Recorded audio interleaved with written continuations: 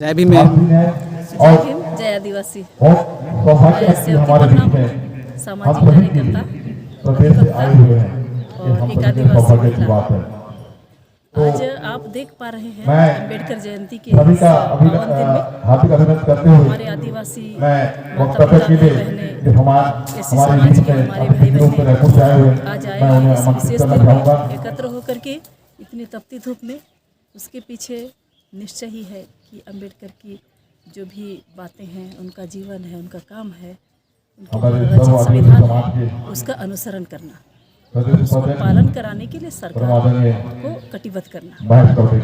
हम आज से नहीं कई वर्षों से आदिवासी क्षेत्र में बस रहे हैं। जब भारत का संविधान बना ही नहीं था तब से आदिवासी किसी के अधीन नहीं था। अंग्रेजों के समय से ही आदिवासी क्षेत्र हमारे लिए सुरक्षित कर दिया गया। आजाद भारत ने इसे भारत माता की और अविभाजित मध्य प्रदेश के समय से जसपुर जिला छत्तीसगढ़ माता के अंतर्गत आता है। लेकिन देखिए पांचवी अनुसूची के जिले का पालन आज तक नहीं हो और रहा है। हमारे रायपुर से आए हुए सर्व आदिवासी समाज के इसी संविधान के रावते साहब प्रावधानों को ध्यान में रखते हुए नागवंशी की अर्थात पांचवी अनुसूची भारत के संविधान और में यहाँ उपस्थित अनुच्छेद मैं बहुत लोगों 244 को का एक नाम नहीं में जानता, आदिवासियों के सम्मानपूर्वक सबका प्रशासन और नियंत्रण की अभिनंदन बात करता कही हूँ। गई है। हमारे जनता इसी का को पालन करने के लिए जो हम लोग भारत सरकार यहाँ पे ने डॉक्टर भीमराव अम्बेडकर जी के जयंती वैसा पर कानून लाया 14 अप्रैल 1895 को उनका जन्म हुआ था। अधिनियम लाया वो जयंती मनाने के ताकि लिए यहाँ उपस्थित ग्रामीणों हुए। को सरकार से जुड़ आज सके और सरकारी संविधान योजनाओं निर्माता तक के पहुंच रूप सके। में पूरा भारत मतलब देश शासन में भागीदारी जगह जगह उनकी जयंती इस मनाते कानून हैं। को बनाया। उन्होंने हमें बहुत सारे संवैधानिक अधिकार दिए, पांचवी अनुसूची क्षेत्र में क्या इसका आज भी नियम हमको बनना प्राप्त था। है? 25 साल नहीं। में छत्तीसगढ़ सरकार ने आज भी हमारे इसे साथ कहीं ना कहीं नियम बड़े बनाकर लोग अमल में लाया। जो हम लोग छत्तीसगढ़ शिक्षा और सरकार स्वास्थ्य में में तथा और छत्तीसगढ़ नौकरी में प्रदेश में कहीं पे भी हमारे 8 साथ अगस्त वैसा व्यवहार नहीं 2022 हो रहा। को उन्होंने ऐसा हमको नियम संविधान के लागू साथ हुआ। ताकत दिया। किंतु एक साल अभी के अंदर भी हम में इसका संशोधन भारत देश के बनकर 5वीं आना अनुसूची है। क्षेत्र में रहते जब हैं, परंपरागत जहाँ रूढ़िजन्य विधि से लोकल स्तर पे छत्तीसगढ़ ग्राम में ऐसा बना सभाओं है को बहुत ताकत दिया है। जितने भी जैसे पूर्व देश के नियम चलाने के लिए अधिनियम लोकसभा है,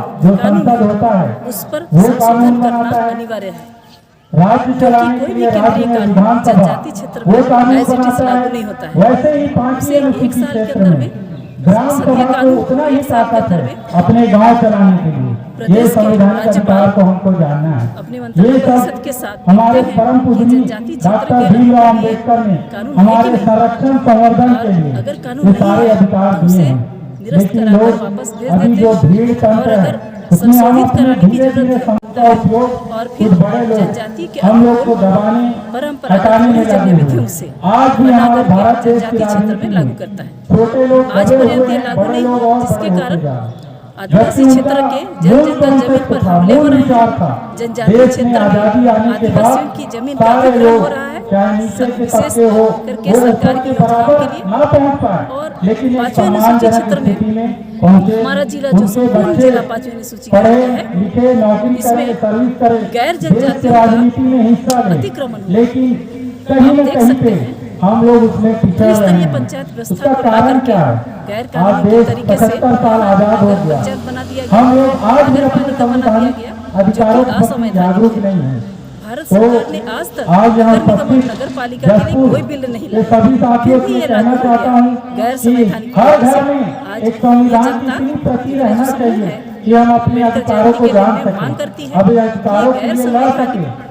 बाबा साहब ने नगर कहा पालिका, नगर निगम को था आप शिक्षित बनो, अपने नगर बच्चों को पंचायत को शिक्षित रद्द बनाओ, करें और संगठन उन्हें बनाओ। पुनः वापस ग्राम जैसे सभा हमारा बनाएं। सर्व आदिवासी दूसरी समाज बात है संगठन कि है, जितने भी सारे आदिवासी जनजातीय समाज के जमीन लिए लड़ता है पूरा प्रदेश गैर में। जनजाति के लिए हमने कर दी गई जहाँ है, जो अत्याचार हुआ वहाँ जाके अपना आवाज आदिवासी बुलंद करने की महिला कोशिश द्वारा, की। बालिका द्वारा कड़ी में हमारे बीच में प्रदेश डॉक्टर भीमराव अम्बेडकर जी की जयंती। इतने धूप में, इतने गर्मी में आज हम बैठे हैं क्या सोचकर। न यहाँ से राशन मिलेगा, न यहाँ से नौकरी मिलेगा, न कोई आश्वासन मिलेगा। हमारे समाज का भी नहीं है, हमारे गांव का भी नहीं, हमारे प्रदेश का भी नहीं है, कोई पार्टी का भी नहीं, लेकिन बैठे और वो समाज बैठा है आज जिसको लोग गरीब, अशिक्षित और असभ्य कहते, तो आज बैठ के देश के संविधान के रचयिता, इस देश को वैधानिक और संवैधानिक रूप में पिरोने वाला और लोकतांत्रिक व्यवस्था को एक दिशा देने वाले उस महामानव को याद करते हुए बैठे इस धूप में, तो कुछ तो बात होगी। इसी बात के साथ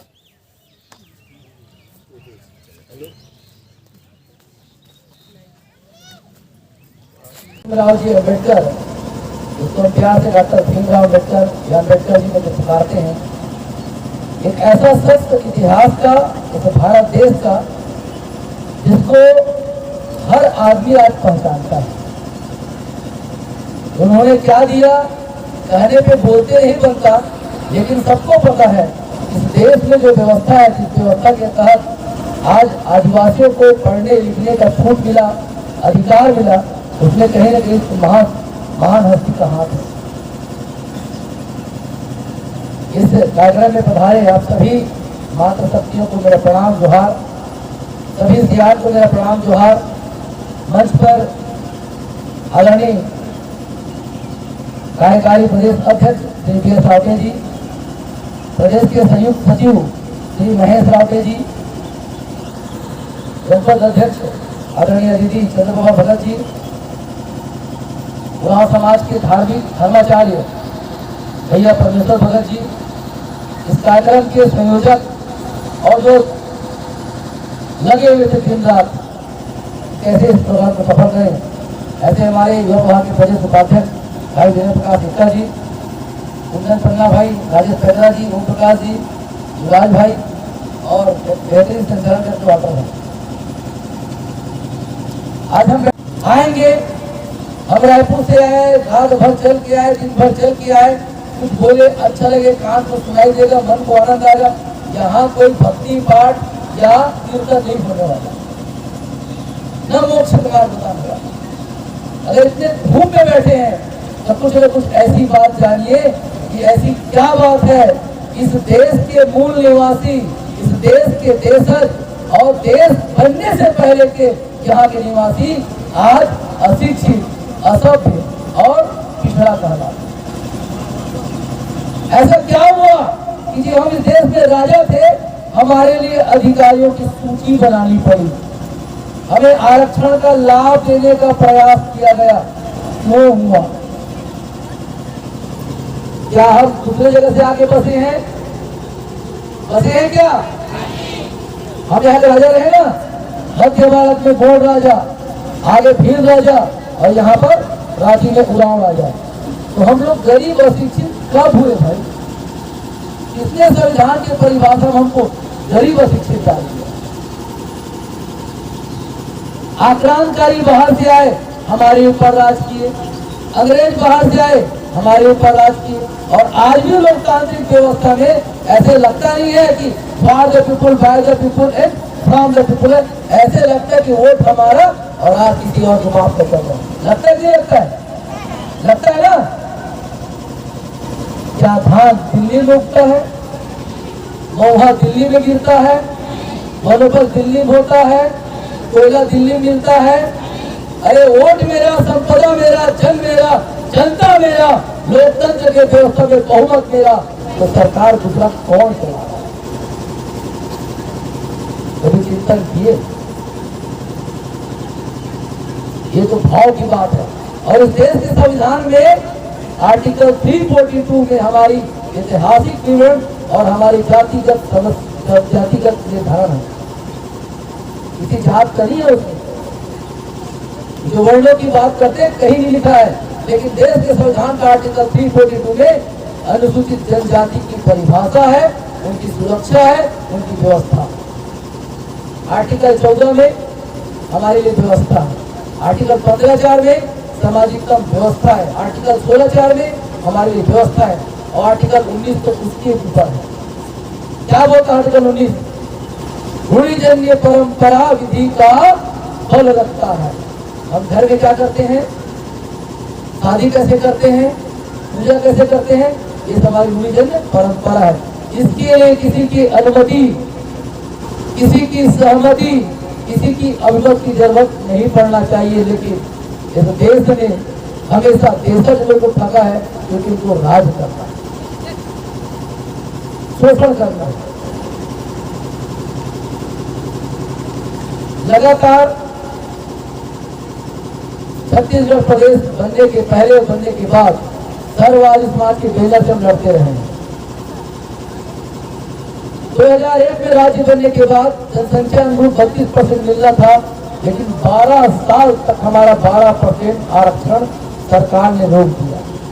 नतीजा, लाखों लोगों की नौकरी चली गई। आज वो नौकरी में आपकी बेटी, आपकी बहू, आपका बेटा, आपका मौसी, आपकी बुआ, आपका नाती होता, तो लगभग 2 से 5 लाख नौकरी, मतलब 5 लाख आदिवासी परिवार आज आर्थिक संपन्न और सामाजिक रूप से सुदृढ़ है। ये जो भावना है, आप थोड़ा सा जंगल में जाके पत्ता तोड़ लो, गांव के गांव को फॉरेस्ट एक्ट में अंदर कर देंगे और 12% जिसने संविधान के उल्लंघन किया उसके खिलाफ कार्रवाई करी हुई क्या?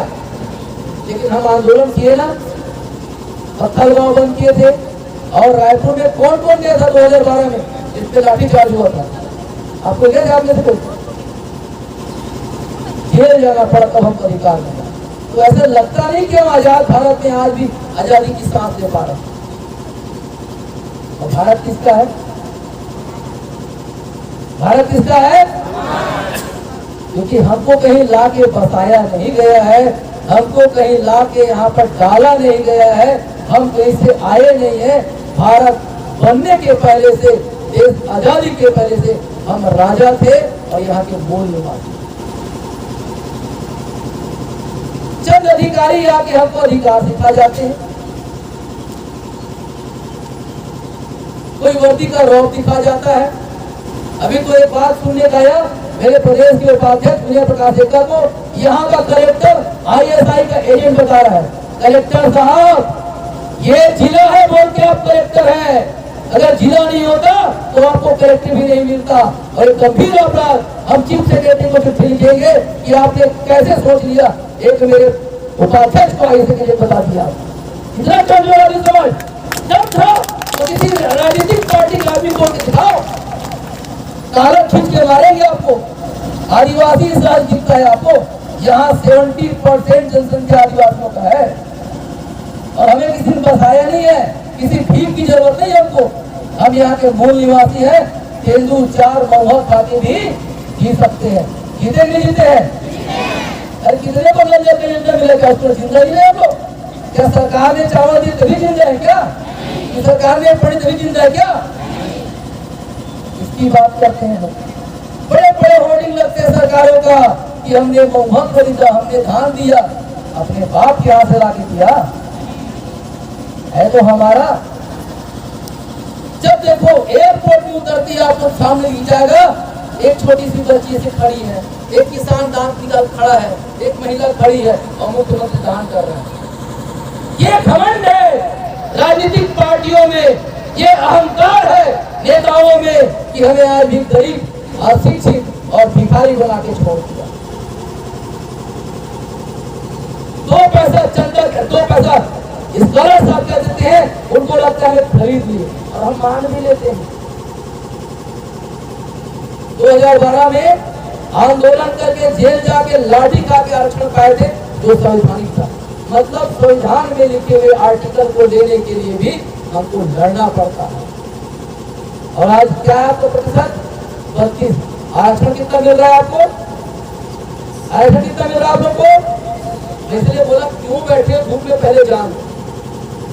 मैं भी कोई राशन पानी बांट के नहीं जाऊंगा यहाँ पर, लेकिन आपको वो चीज देके जाऊंगा कि उसके बाद न SDA, न तहसीलदार, न TIA को धमका सकता है। आपको अधिकार, आपको मूल अधिकार। जय भीम दादी। करते हैं कहाँ बोल रहे? कहाँ ले आए हैं? आपका भी हार्दिक अभिनंदन स्वागत करते हैं। ओम प्रकाश कहाँ में आए हैं?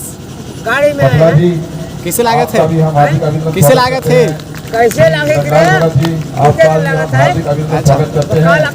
हमारे बीच में नगराजी सर्व आदिवासी जमना ब्लॉक के किसे लागिस तो यहाँ आकर? स्वागत करते किसे हैं। लागिस? मित्रेश गांधी किसे आपका भी लागिस? स्वागत अच्छा, अभिनंदन करते हैं। कुछ संदेश देना चाहबे? हाँ, ठीक है। लोगों ने अपने अधिकार के लिए संकल्प लिया है कि हमारे अधिकार का शोषण कौन कर रहा है। हम पार्टियों के पास बाद में जाए, अरे यहाँ का विधायक सरकार कोई है, आदिवासी होगा ना, होगा नहीं होगा? वो कितना हमारा चिंतन किया। हम काहे धूप में रैली निकाले, हम काहे चक्का जाम करते हैं। अरे मिलना तो विधानसभा में, और एक सरकार में 30 विधायक है। जिस दिन एक साथ चाय पे बैठ जाए ना, सारी मांग पूरी होगा। तो पहले गुलाम तो हमारे विधायक और मुख्यमंत्री। बेमेतरा के छोटे से कांड में मुख्यमंत्री ने संवेदना दिखाया, 10 लाख रुपए और एक को नौकरी दे दिया। लेकिन सिलगर में निर्दोष ग्रामीणों को गोली से भून दिया गया। 2 साल हो गया, पूरे प्रदेश में आंदोलन किए, शायद आपके मुख्यमंत्री आंदोलन था, लेकिन आज तक उनको मुआवजा क्या, इंसानियत के नाम से उनके ऊपर हुए अत्याचार का कोई कार्रवाई नहीं। ऐसे अनगिनत उदाहरण है। भारत माला का निर्माण कर रहे हैं, कोई आपत्ति नहीं बनाइए, इसके लिए कर रहे हैं।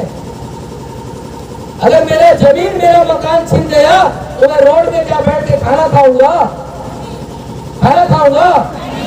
तो विकास का मतलब तब होता है जब विकास मेरे लिए हो। अगर वो विकास मेरे सर्वनाश के लिए, तो हम इसका हाथ को खड़ा कीजिए, हम इसका हर वो विकास नीति जिसमें हमारा विनाश होगा, हम उसका थोड़ा कम लागत हो सकता के लिए डर जाओ, लेकिन मिल के अगर 10 रहोगे तो 20 को खिलाफत करोगे, और मिल के अगर 5000 हो तो सरकार खिलाफत करोगे। और सरकार किसकी है? किसने बनाया? आपने वोट बच दिया, यही धोखे में गया, आपने वोट बच दिया। एसडीएम के ऑफिस को घुस के दिखा दो, कलेक्टर से मिलकर दिखा दो, नेतागिरी करते बोलते हैं, तो भाई जनता का सेवक क्या करेगा? आप मौका मत दीजिए। बिरहोर और कोरवा जनजाति के लिए पिछले 50 साल से लाखों रुपया का बजट बनता है, बेचारों की जनसंख्या कम होना चाहिए। मैं माफी मांगता हूँ देश के सरकारों से, हमारा विकास करना बंद कर दो भैया। 75 साल में इतना विकास किए कि राजा से हम फकीर हो गए, आदिवासी से हम दलित हो गए, और राजा से हम आरक्षित हो गए। क्या ऐसी विकास चाहिए आपको? क्या संविधान इसलिए बना है? अभी जब भारत का बजट बना तो दिल्ली से फोन आया मेरे पास, जनाब वंशी जी 22,000 करोड़ का बजट बना है, आप क्या बोलना चाहते हैं? मैं बोला बजट पहली बार मेरे बना है। मैं ये पूछता हूँ कि पुराने बजट का एलोकेशन कितना था और वो पैसा कहाँ खर्च हुआ, आप बता दोगे? मैं ताली नहीं तब और तारीफ नहीं, मैं माला लेकर पहनाने आ जाऊंगा। जितना पैसा आजादी के बाद हर साल बजट का आवंटित होता है, वो पैसा अगर इकट्ठा कर लें तो सभी आदिवासी आदमी के घर में एक कार खड़ा हो जाएगा। क्या खड़ा हो जाएगा? कितना बजट है हमारे, और हम अभी क्या है? बेकार। यहाँ का 23% लोहा देश को जाता है, यहाँ का 21% कोयला देश को जाता है, यहाँ का 22% वनोपज देश को जाता है। आप गूगल खोल के देखिए, 100% टीन जिससे आयुध का निर्माण होता है अकेला बस्तर से जाता है, बक्साइट 16% जाता है। और ये सब कहाँ? रायपुर में है क्या? सरगुजा, बस्तर, कोरबा और जगदलपुर में। ये किनका जमीन है? आज हमारे बाप का जमीन है। और इत्तेफाक से देश के संविधान ने 1935 से आजादी को मिला, 1935 से वो सिक्योर ले लिया है, जहाँ पर 1 इंच जमीन भी सरकार का नहीं, आदिवासियों का जरूरी देने परंपरा से संचालित होगा। अगर उसकी ईमानदारी से रॉयल्टी निकाल दे तो मैं दावा करता हूँ कि सभी आदिवासियों के घर के आंगन को खड़ा कर लो, एक हेलीकॉप्टर अवश्य आ जाएगा। एक हेलीकॉप्टर कितना राशि है? 1950 के आसपास से जापान को हम लोहा दे रहे हैं, कहां से? दंतेवाड़ा से। और आज भी वहां के आदमी पानी पीने का, ये आपका अधिकार है, ये आपका हक है, ये आपका जन्मजात अधिकार है, न कि सरकार के नुमाइंदों द्वारा, मंत्रियों द्वारा 1 रुपए किलो चावल, फोकट में पढ़ाई, शिक्षक नाम पे प्रमोशन, ये नहीं है, ये आपका अधिकार। सऊदी अरब के शेख नौकरी नहीं करते हैं, वर्ल्ड के टॉप रैंक के इंजीनियर डॉक्टर को अपने यहाँ नौकरी करवाते हैं। तो हम इतने संपदा के मालिक आज गरीब कैसे हो गए? ये परिभाषा को बदलने का काम अकेला विनोद राजवंशी नहीं करेगा, ये आप सबको जानना पड़ेगा। हमको तो पैदा होती बोलते हैं बेटा गरीब घर से हो, पैर में चादर पैर उतने फैलाओ जहाँ तक चादर है, और पता चला घर में चादर ही नहीं है। मैं सम्मानी मंच के मुख्य लोग बोलता हूँ, अब प्रदेश के लोग तैयार हैं, कोई दिक्कत नहीं लड़ने की। अगर समाज के लिए गोली भी खाना पड़े तो प्रदेश के हम सब तैयार हैं। बस आपको जानना है, अधिकार आपका है, ये कोई राजनीतिक भाषण नहीं है, ना हम वोट मांग रहे हैं, लेकिन एक बदलाव जरूरी है। ये तो आज 32 से 20% हुआ, पेशा में जमीन खरीदने का अधिकार कलेक्टर ले गया, कल को रातों रात आपका जमीन बिक जाएगा, आपके हिस्से का मकान बिक जाएगा, आपके हिस्से का सुविधा बिक जाएगी, और आपको आपकी किस्मत के भरोसे छोड़ देंगे, और तब भी हम कहेंगे हमारे किस्मत में कितना ही लिखा था। इस लड़ाई के लिए हमें एक होना पड़ेगा, और जब एक होने जाते हैं तो 42 टाइप के जनजाति अलग अलग हो जाते हैं। गौड़ समाज में 17 फिरका, छोटे गौड़, बड़े गौड़, चाकर राज गौड़, ये गौड़ वो गौड़, एक नहीं बैठ सकते। हाँ, लेकिन जब राजनीतिक पार्टी में जाना हो तो सब आदिवासी एक हो जाते हैं, होते नहीं होते? अरे यही अब एक करने बैठ जाओ गौड़ समाज को, तो कोई ये पंथ वाला, कोई वो पंथ वाला, कोई वो पंथ वाला, शुरू लगे ना। आदिवासी देश के संविधान में एक है। 1952 के पहले हमें धार्मिक बंधनकारी नहीं था, हमारा एक अलग धर्म का नाम क्या था? आदिवासी था कि नहीं? हम किससे जाने जाते हैं? हम जाने जाते हैं अपने रूढ़िजन्य परंपरा रीति रिवाज से जाने जाते हैं। देश के संविधान के आर्टिकल 3 लिख लीजिए, अगर किसी को वहां मत लिख लो। देश के संविधान के आर्टिकल 342 में आदिवासियों की परिभाषा स्पष्ट लिखा है, न कि पूजा पद्धति, न कि मंदिर जाने से, न कि चर्च जाने से परिभाषा बनता है। आदिवासियों की परिभाषा उनकी बोली भाषा, उनके रहन सहन, उनके व्यवहार, उनका एक रहने का तरीका इससे बनता है। लोग गुमराह करते हैं, राजनीतिक तौर पे धर्म थोपने का प्रयास करते हैं, ये आदिवासियों की परिभाषा नहीं है। और देश ही नहीं, विश्व का संविधान आदिवासियों के प्रिवेंशन और प्रिजर्वेशन मतलब संरक्षण और संवर्धन के लिए बना है। हम यूएनओ जो देखते हैं ना, विश्व आदिवासी लोग बनाते हैं, हम लोग क्यों बनाते हैं ना, उनसे एक ही रहता है आदिवासियों का संरक्षण और संवर्धन। मत अनेक हो सकते हैं, लेकिन हमारा अधिकार हमेशा एक रहेगा, और जब तक हम एक नहीं रहेंगे अपने अधिकार को हम पा सकेंगे क्या? ये तो 42 जनजाति 42 जगह अलग अलग ट्रेन पर डाले बैठ जाए। अब इतने ऊपर जाओ ना, मैं इस जात का, मैं उस जात का, मैं उस जात का। आज कैसे बैठे हम लोग? एक आदिवासी बन के बैठे, मैं बस्तर का, आप धमतरी का, आप कांकेर का, कोई जसपुर का, कोई रायगढ़ का, आज एक हो गए ना। अनेक जातियां होंगे, उरांव, कंवर, गोड़, खड़िया, आज एक हो गए। किसके लिए? सम्मान की बात, क्योंकि अधिकार की बात हो रही है, क्योंकि अपने सम्मान की बात हो रही है। और अगर सम्मान और अधिकार को लेना है तो अपनी रीति रिवाज परंपराओं को जीवंत करना होगा। मेरे समझ से चेतावनी है वो राजनीतिक लोगों से भी और अधिकारी लोगों से भी। आप अधिकारी जन सेवा के लिए बनते हैं, कोड ऑफ कंडक्ट आप पे लागू होता है। और एक सबसे बड़ा अधिकार इस देश ने जो आदिवासियों को दिया है 1989 अत्याचार निवारण अधिनियम। दुर्भावना से अगर कोई भी आपने तरफ देखा उसमें भी एट्रोसिटी एक्ट है। और मेरा भाई आपको जो कलेक्टर ने कहा ISI एजेंट उस पर तो मिथ्या आरोप मनगढ़ंत कहानी रखना, वो भले कलेक्टर होगा लेकिन अगर एक बार चिट्ठी आयोग में चला गया ना तो मित्तर साहब को सोचना पड़ जाएगा। इस दुर्भावना से बोल रहे, अगर मेरे प्रदेश उपाध्यक्ष के लिए इतना दुर्भावना तो आप लोग क्या बख्शेगा, वो बख्शेगा क्या? समाज के लिए काम कर रहा है, इस प्रोग्राम के लिए काम कर रहा है, ऐसा गंदा सब। और दावा करता हूँ मैं चीफ सेक्रेटरी का पत्र लिख के रहूंगा, अधिकार सबके लिए सुरक्षित है और सम्मान सबका जरूरी है। और अगर इस देश का मूल निवासी आदिवासी है तो अधिकारियों को भी सहम की बात करना चाहिए, न कि राजनीतिक नेताओं के तलवे काटना चाहिए। अब हम भी वो शांत गंभीर आदिवासी नहीं रह गए।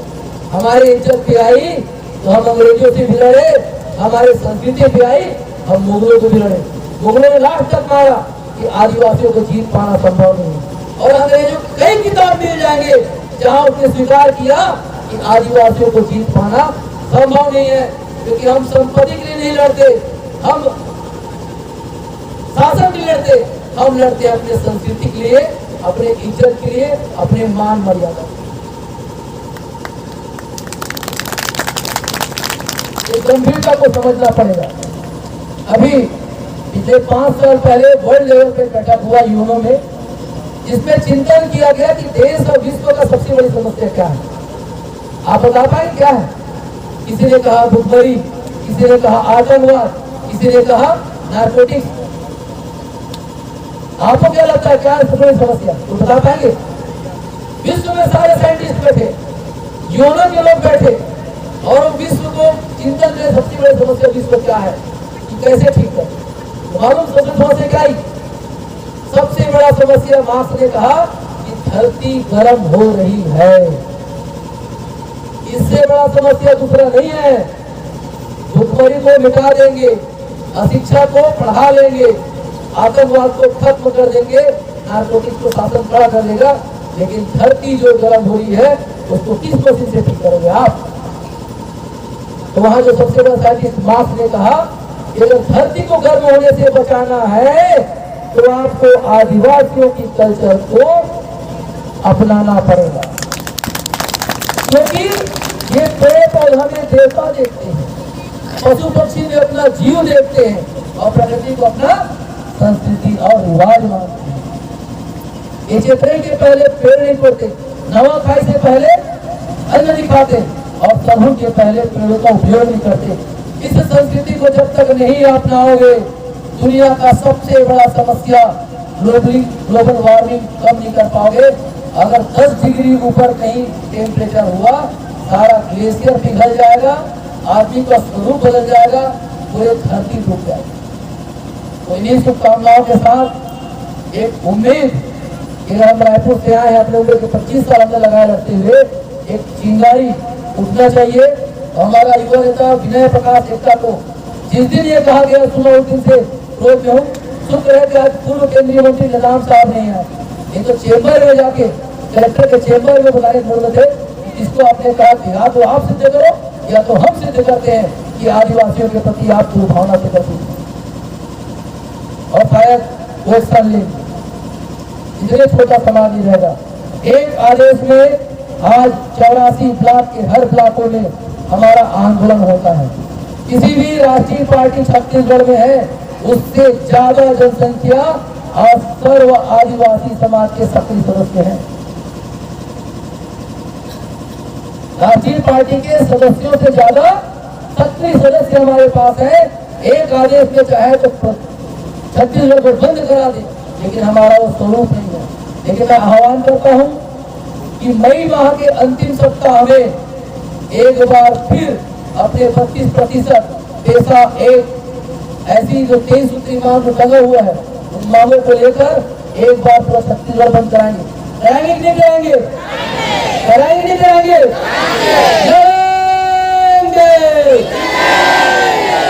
एक तीर एक कमान,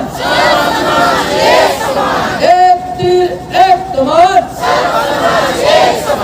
डॉक्टर भीमराव अमर रहे, अम्बेडकर जी अमर रहे। जिम्मेदारी ठाकुर जी, सबसे पहला प्रणाम आप सब का जोहार। डॉक्टर भीमराव अम्बेडकर जयंती के बैनर तले उपस्थित सभी माता पिता भाई बहन को मेरा सादर प्रणाम है और बाहर से आए हुए हमारे सर्व आदिवासी समाज के पदाधिकारीगण उनको भी मेरा आज हमारे बीच जो समस्या है, ज्यादा नहीं 2 समस्या को रखूंगा और मैं आप लोग से ही सहमति मांगूंगा कि ये जो समस्या आ रहा है भारतमाला परियोजना, तो आप लोगों को मैं पूछना चाहता हूँ कितने लोग अपने जमीन में भारतमाला रोड बनवाना चाहते हैं? अगर बनवाना चाहते हैं तो यस बोलिए, हाथ खड़ा करिए, मैं देखना चाहता हूँ। इससे साफ जाहिर होता है कि हमारे किसान भाई हमारे यहाँ उपस्थित जो उस परियोजना जमीन से पीड़ित है देना नहीं चाहते।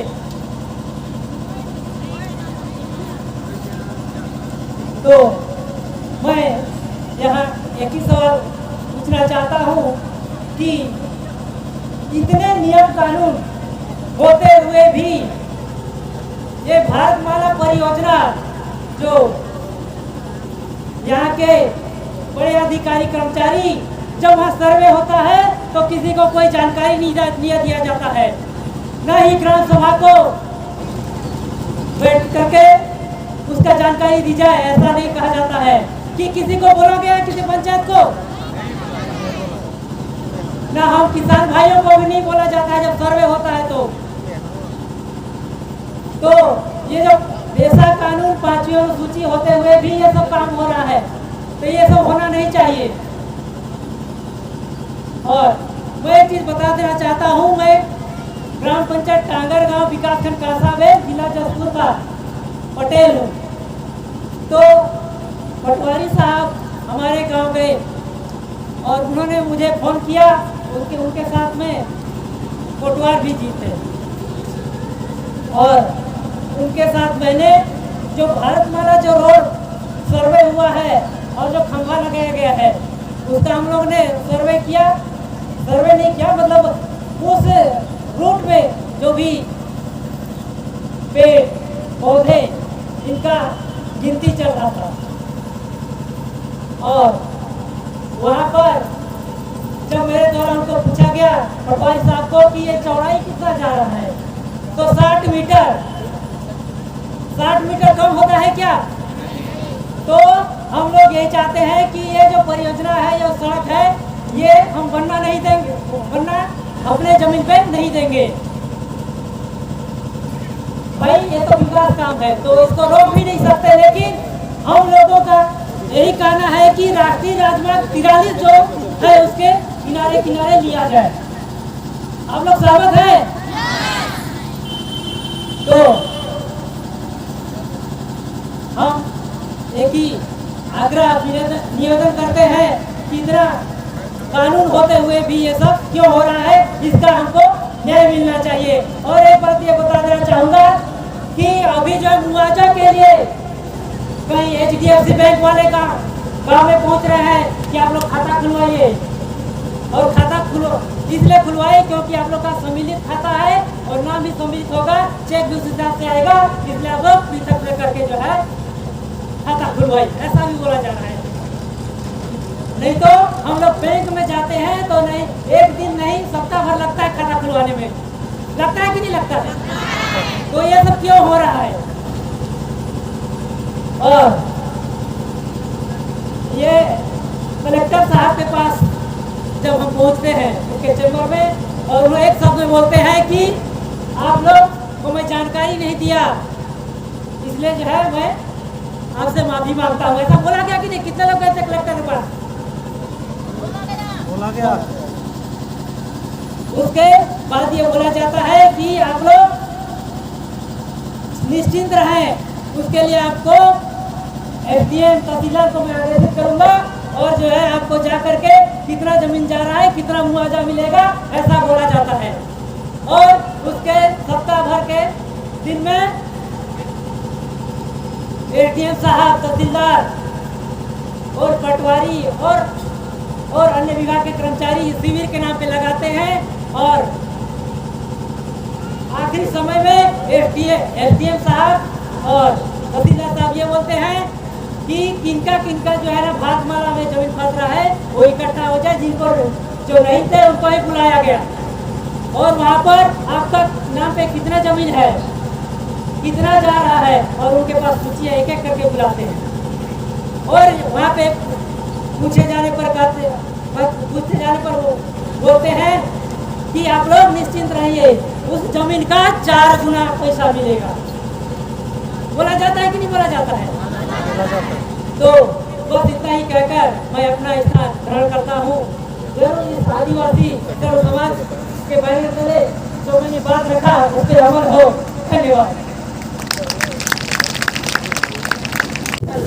एकजुट जमा हुई थी।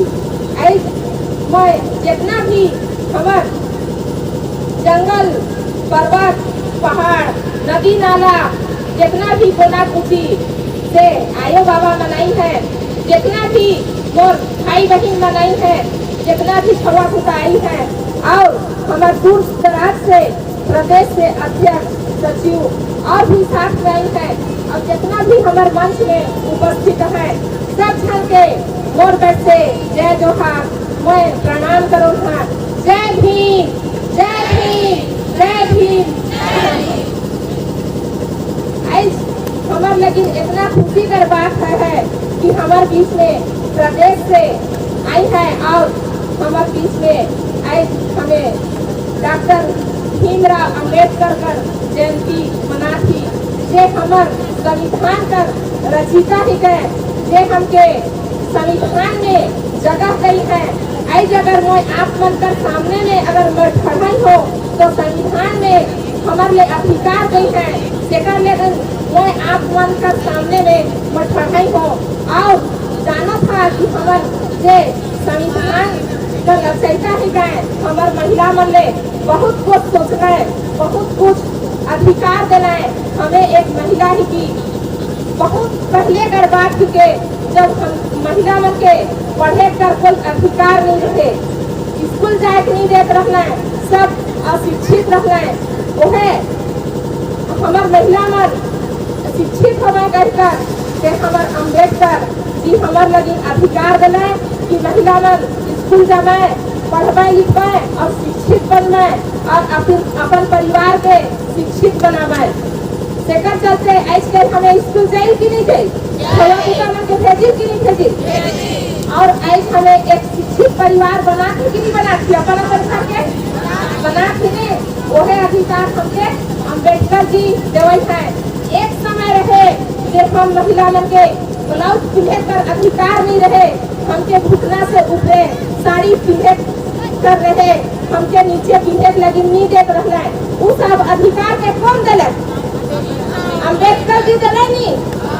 अब पढ़ना लिखना के जानना नहीं हमारा अधिकार कौन दिले? अम्बेडकर जी दिले।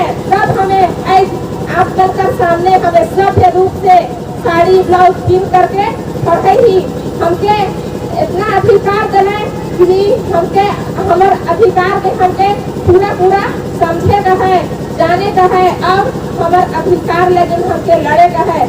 आज वो दिन न थे जे दिन हमें खले कर बैठ रही, चुपचाप रही, जे हमें अज्ञानता रहे, हमें पढ़ लिख के कोनो की नहीं समझोत रही। आजकल तो आप सब मन पढ़ लिख के बुद्धिजीवी बन गई है और आज हमारे संविधान के पढ़वा लिखवा समझवा, तब हमें अपन अधिकार के जानो समझो और देखा। आज इसे समय है 70 घरे पवित्र पुस्तक रहे ने अपन धर्म का पुस्तक रहे कि नहीं रहे। अब रोज दिन हमें पूजा करी कि नहीं पूजा करी? वो प्रदेश का जो सचिव बता रहे वो क्या कहला? पूजा करो, कहला कि नहीं करो? कहला अपन अधिकार कर पूजा करे, कहला से हमके अपन अधिकार के जानना जरूरी है। सबको अपन अपन घर में एक एक संविधान का पुस्तक राखल है कि नहीं राखल है? नहीं राखल है बोले अब फिर से प्रण लीजिएगा कि एक संविधान का पुस्तक रखना है और उसे पढ़ना है और अपन अधिकार के बारे में जानना है। हमें गानों कभी लीडर हो दोनों हम भी हमें ऐसे कलेक्टर ऑफिस हो गया, जिला पंचायत हो गया, चाहे कोई भी बड़े बड़े ऑफिस में हमें कब चल सके जब हमारे दिमाग रही, जानकारी रही, दोनों चीज के जानो, पढ़ो, लिखो और हमें अपन अधिकार के जानो, तब नहीं हमें दोनों सभी लीडरता से आगे बढ़ो और ऑफिस में घुस सकी और अपन जो बात विचार है, अपन जो परेशानी है से बता सकी कि नहीं सकी बता सको ने लगी संविधान के बारे में जानकारी होना बहुत जरूरी है। और आप बनकर सामने वो एक जनपद अध्यक्ष ही को और जनपद अध्यक्ष कैसे ही को काले की संविधान में हमके भाई जगह की है कि नहीं की है? एक आदिवासी महिला ही को सेकंड लगी नहीं जनपद अध्यक्ष ही बोले दुलदुला लेखन कोई अग्रवाल बैठा था, कोई गुप्ता बैठा था, कोई शर्मा बैठा था, लेकिन संविधान में जगह कहीं है सेकरे चलते हुए आई जनपद अध्यक्ष को है नहीं। बहुत बड़ी बात है कि हमसे भाई संविधान में जगह दी है सेकरे चलते हमें फायदा उठाती हमके देखा नौकरी का क्षेत्र में भी और बहुत जगह ऐसी जगह है जहाँ हमके संविधान में जगह मिले तो उनका फायदा उठाना चाहिए। हमके कितनी उठाना चाहिए? तो संविधान का रक्षा कौन करे? हमें क्या करेगा है ना? तो हमेशा अपन संविधान का रक्षा करे के लिए आगे बढ़ना है और एकदम दैव के नहीं रहना है केकरो से दैव के भाई हमें पढ़ा लिखा नहीं कहीं भी हमें जै सकी अपन भाई जैसे कि अभी भाई बताला कि भारत माला रोड बनो के तो का हमार जमीन जायदाद के दे दो एकदम से मांगता होले दे दो कि लड़ना है नहीं तब नहीं हमार जमीन जो हम हमार संपत्ति भी कितने दे दो का भैया कहला कि एनएच में ही किनारे किनारे ज्यादा कभी से जमीन लेके होवे के बढ़ाए जाते है नहीं। तो ये सब चीज लगी भी आप लोग के पीछे रहना ना चाहिए, हमेशा आगे बढ़ते रहना चाहिए। और मैं ये भी कहे चाहूँगा कि घर परिवार में या गांव बस्ती में अगर अगल बगल कभी एक से लड़ाई झगड़ा हो जाए तो सीधा कोर्ट कचहरी जाना चाहिए का नहीं जाना चाहिए नहीं, घर में ही गाँव में ही सुलह मसुरा करके लिखते जाना चाहिए। कोर्ट कचहरी जाए तो भाई उठन पहलों को वकील रहे और उठन पैसा का डिमांड करे तो पैसा गाड़ी खर्चा है कि नहीं देखने ज्यादा से ज्यादा आप बहुत ही सीधा कटी सकती लड़ाई हुई तो एकदम कोटे कचहरी भागना लगती ने भाई नियम कानून क्या है लेकिन कोर्ट कचहरी जाना लगे खुद में अपने आप में उनके समझौता करके उनके सुलह मसुरा कर लेना है। छोटे छोटे बात लगी कोटे कचहरी दौड़ना लगे है नहीं। और भी है जैसे कि हमारे गाँव घर में भी सरपंच रहे हैं है नहीं तो हुकूमत से भी राय सलाह ले करके आप निपटारा कर सकल था। इतना कहकर मैं अपन वाणी के है संविधान देवन है। जय भीम जय छत्तीसगढ़। और उसकी रक्षा कर पाएंगे। अधिकार और कानून और नियम कहाँ से बनते हैं? नियम अधिकार कानून कहाँ से आते हैं? कहाँ से आते हैं? भारत के संविधान से। और आज जिस व्यक्ति के नाम से आए हैं, जिस उद्देश्य से आए हैं, वह उद्देश्य भी वही है कि आज माननीय बाबा साहब भीमराव अम्बेडकर के नाम पर हम एकत्रित हो जाएं और उनकी पूजा आराधना करना एक अलग बात है, लेकिन उनके बताए मार्ग पर उनके लिखे संविधान का अनुसरण करना, उनका अनुकरण करना और पालन करना सबसे बड़ी बात होती है। इसीलिए आज मैं इन्हीं संवैधानिक बातों को आपके समक्ष रखना चाहती हूँ। भारत के संविधान में बहुत सारे कानून नियम तो हैं, कोई भी कानून बनता है भारत के संविधान से ही बनता है। विशेष रूप से अनुच्छेद 13 जो मूल अधिकारों के असंगत कोई भी कानून को या तो स्थगित कर देता है या अलग कर देता है। अनुच्छेद 14 में कानून के समक्ष सभी को बराबर रहने का दर्जा दिया जाता है, लेकिन यहाँ ऊपर नीचे उच्च और निम्न स्तर की बातें आती है, महिला और पुरुष की बात आती है, जात और धर्म की बात आती है। जब बराबर देखने की बात कहती है। अनुच्छेद 19 में बोलने की आज़ादी दी जाती है। बहुत दुख के साथ कहना पड़ता है, मैं नियम कानून की ज्ञाता हूँ, लेकिन मुझे अपने विचारों को व्यक्त करने का एक अवसर भी नहीं दिया जाता है। 13 मार्च 2022 को जनदर्शन में हमारे पीड़ित भाई बहन आए हुए थे कलेक्टर से मिलने, और हमारे कलेक्टर महोदय ने मुझे पक्ष रखने से मना कर दिया। मुझे इतनी तकलीफ हुई और मैं चाहती और चाहना भी चाहिए, करना भी चाहिए, तो मैं उनके विरुद्ध FIR दर्ज कर सकती थी, क्योंकि मेरे फंडामेंटल राइट्स का हनन हुआ, मुझे बोलने से रोका गया। इसी तरह से हमारे भाई जो जनदर्शन में आए थे, उन्हें बंदियों की तरह एक बंद कमरे में हॉल में रख करके 5 घंटे तक रख करके खाना पानी भूख प्यास में रखा गया, और इस तरह से हमारे साथ प्रताड़ना हुई है। ये बहुत सरासर गलत बात है। अगर हम अनुच्छेद 21 को पढ़ेंगे तो हमारे प्राण और शरीर और देह की रक्षा की बात कही गई है। हमें कोई भी प्रताड़ित ना करे, इसके लिए ये अनुच्छेद जानना हमें जरूरी है। मानव को चीज वस्तु की तरह आज बेचा जा रहा है, नहीं बेचे, इसके लिए पहले से संविधान में कानून सुरक्षित है। अनुच्छेद 23, अगर हम अनुच्छेद संविधान की किताब रखेंगे और पढ़ेंगे तो ये सारे अत्याचार और अन्याय हमारे साथ नहीं होंगे। अभी मैं पेशा कानून को बोलने वाली हूँ, थोड़ी देर और रुक जाइए।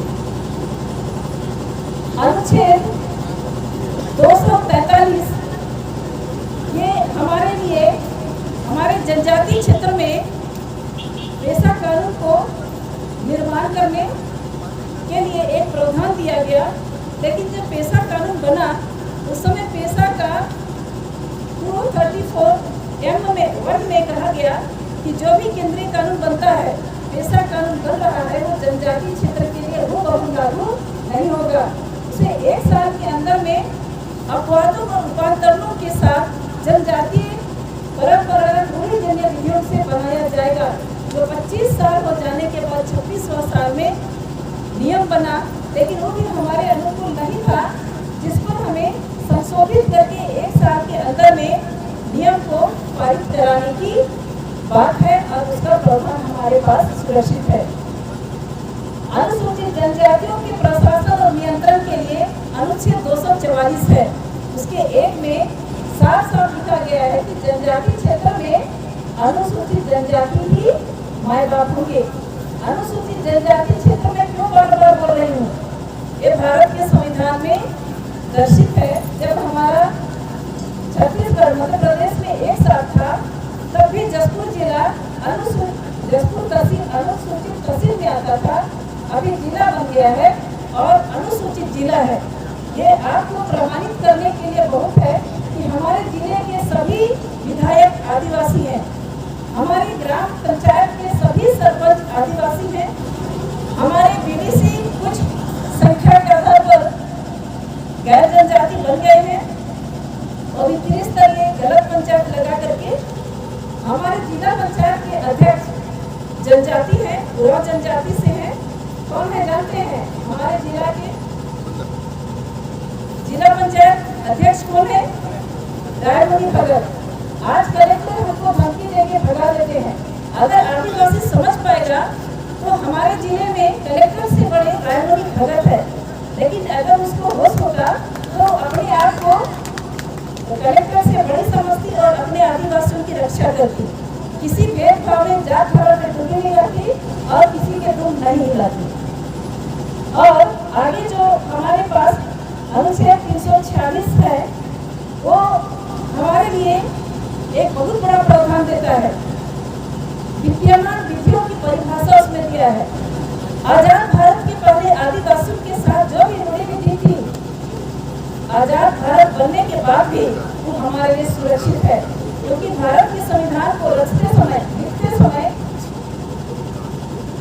366 में साफ कहा गया है कि जो विधि और रीति रिवाज आदिवासियों का संविधान लिखने से पहले था, गांव घर में समाज में वो बना रहेगा। तो भारत के संविधान के संशोधन नहीं कहा जाएगा। भारत के संविधान के संशोधन का व्यवस्था 368 में है, लेकिन भी कहा गया है 368 के तहत संविधान को कितनी बार भी बदल दें, कितना भी सुधार लें, लेकिन रूढ़ी जन्य विधियां नहीं सुधरेगी तो हमारे लिए संरक्षित है। अब मैं पेशा कानून पर जाना चाहूंगी, संक्षेप में बोलूंगी, और पेशा कानून को जानना जरूरी है, यही हमारे जमीन को बचाएगा। हम पेशा कानून की बात 1996 से जानते हैं। इससे पहले 5वीं अनुसूची क्षेत्र में 244(1) की बात थी। हमारा प्रशासन और नियंत्रण दूरी विधि से चलता था। पंचायत व्यवस्था ला करके हमें अपने विधियों से ऊपर उठा दिया गया या हमें तोड़ दिया गया। आज भी हमारे बीच दूरी विधि है कि नहीं है? कैसे है? सभी प्रकार के विवादों को, समस्याओं को, योजनाओं को, रीति रिवाज को निभाने का हमारे समाज के पास आज भी सुरक्षित व्यवस्था है। उदाहरण के लिए मैं बताऊंगी, कोई भी आदिवासी समाज में कोई बहन और बेटी अगर गलत कर लेते हैं, किसी तरह नाजायज संबंध में फंस जाते हैं, तो समाज क्या करता है? बैठक करता है ना, और क्या अगर इन लोग साथ रहना चाहते हैं तो उनको मिला लेता है, थोड़ा बहुत दंड दे देता है, पैसे का चाहे मुर्गा खस्सी जो भी खा लेता है, लेकिन उन्हें उनके समस्या से निजात दिला देता है, सेटल कर देता है उनके जीवन को। अगर साथ रहना नहीं चाहते हैं तो दंड भरवा करके दोनों को आज़ादी दिला देता है। जबकि यही व्यवस्था IPC में, भारतीय दंड संहिता में 376 का धारा लगता है। इसके लिए 7 साल की सजा होती है और जुर्माना भी मिलता है। लेकिन देखिए, परंपरा की विधि से अपने गांव के मुखिया बैठते हैं और इतना बड़ा बड़ा मुद्दा को निपटा देते हैं। क्यों नहीं हम लोग छोटे छोटे जमीन के टुकड़े को आपस में चलता है। हम लोग बहुत कचहरी चले जाते हैं, छोटा सा जमीन का टुकड़ा 5 डिसमिल के लिए लड़ते लड़ते 5 पीढ़ी पहुँच जाते हैं, सब कुछ बिक जाता है, लेकिन हम लोग कचहरी जाना ही पसंद करते हैं। तो चलिए, आप जानने के बाद में हम कोर्ट कचहरी नहीं जाएंगे छोटे छोटे बात के लिए। हर बातों का निपटारा अपने ग्राम पंचायत में, ग्राम सभा में है। तो हमारे 5वीं अनुसूची क्षेत्र में कुल 28 जिले हैं छत्तीसगढ़ में, उसमें 146 विकास खंड है। 14 जिला पूर्ण रूप से आदिवासियों का जिला है और 72 पंचायत है, पूरा आदिवासी पंचायत है। इसमें 58% जो विभाग है वो आदिवासियों के लिए सुरक्षित है। हम तो 64% जानते हैं, लेकिन सरकारी रिकॉर्ड बोलता है 58%। कोई बात नहीं। जो आंशिक जिला है, जिला के कुछ ब्लॉक आदिवासियों के लिए है, वो है 6 और विकास खंड 13। कुल पंचायत 11,657 है, जो उनमें से 5,632 ग्राम पंचायत आदिवासियों के लिए संरक्षित है, उन्हीं का पंचायत है। ऐसे ही हमारे MP MLA बता दिए कितने हैं, 29 विधायक, 30 विधायक आज भी सरकार में हमारे बैठे हैं, लेकिन नियम कानून नहीं जानने, अपना अधिकार नहीं जानने के चलते अपने लोगों के लिए भी काम नहीं करते हैं, स्वयं के लिए भी काम नहीं कर सकते हैं।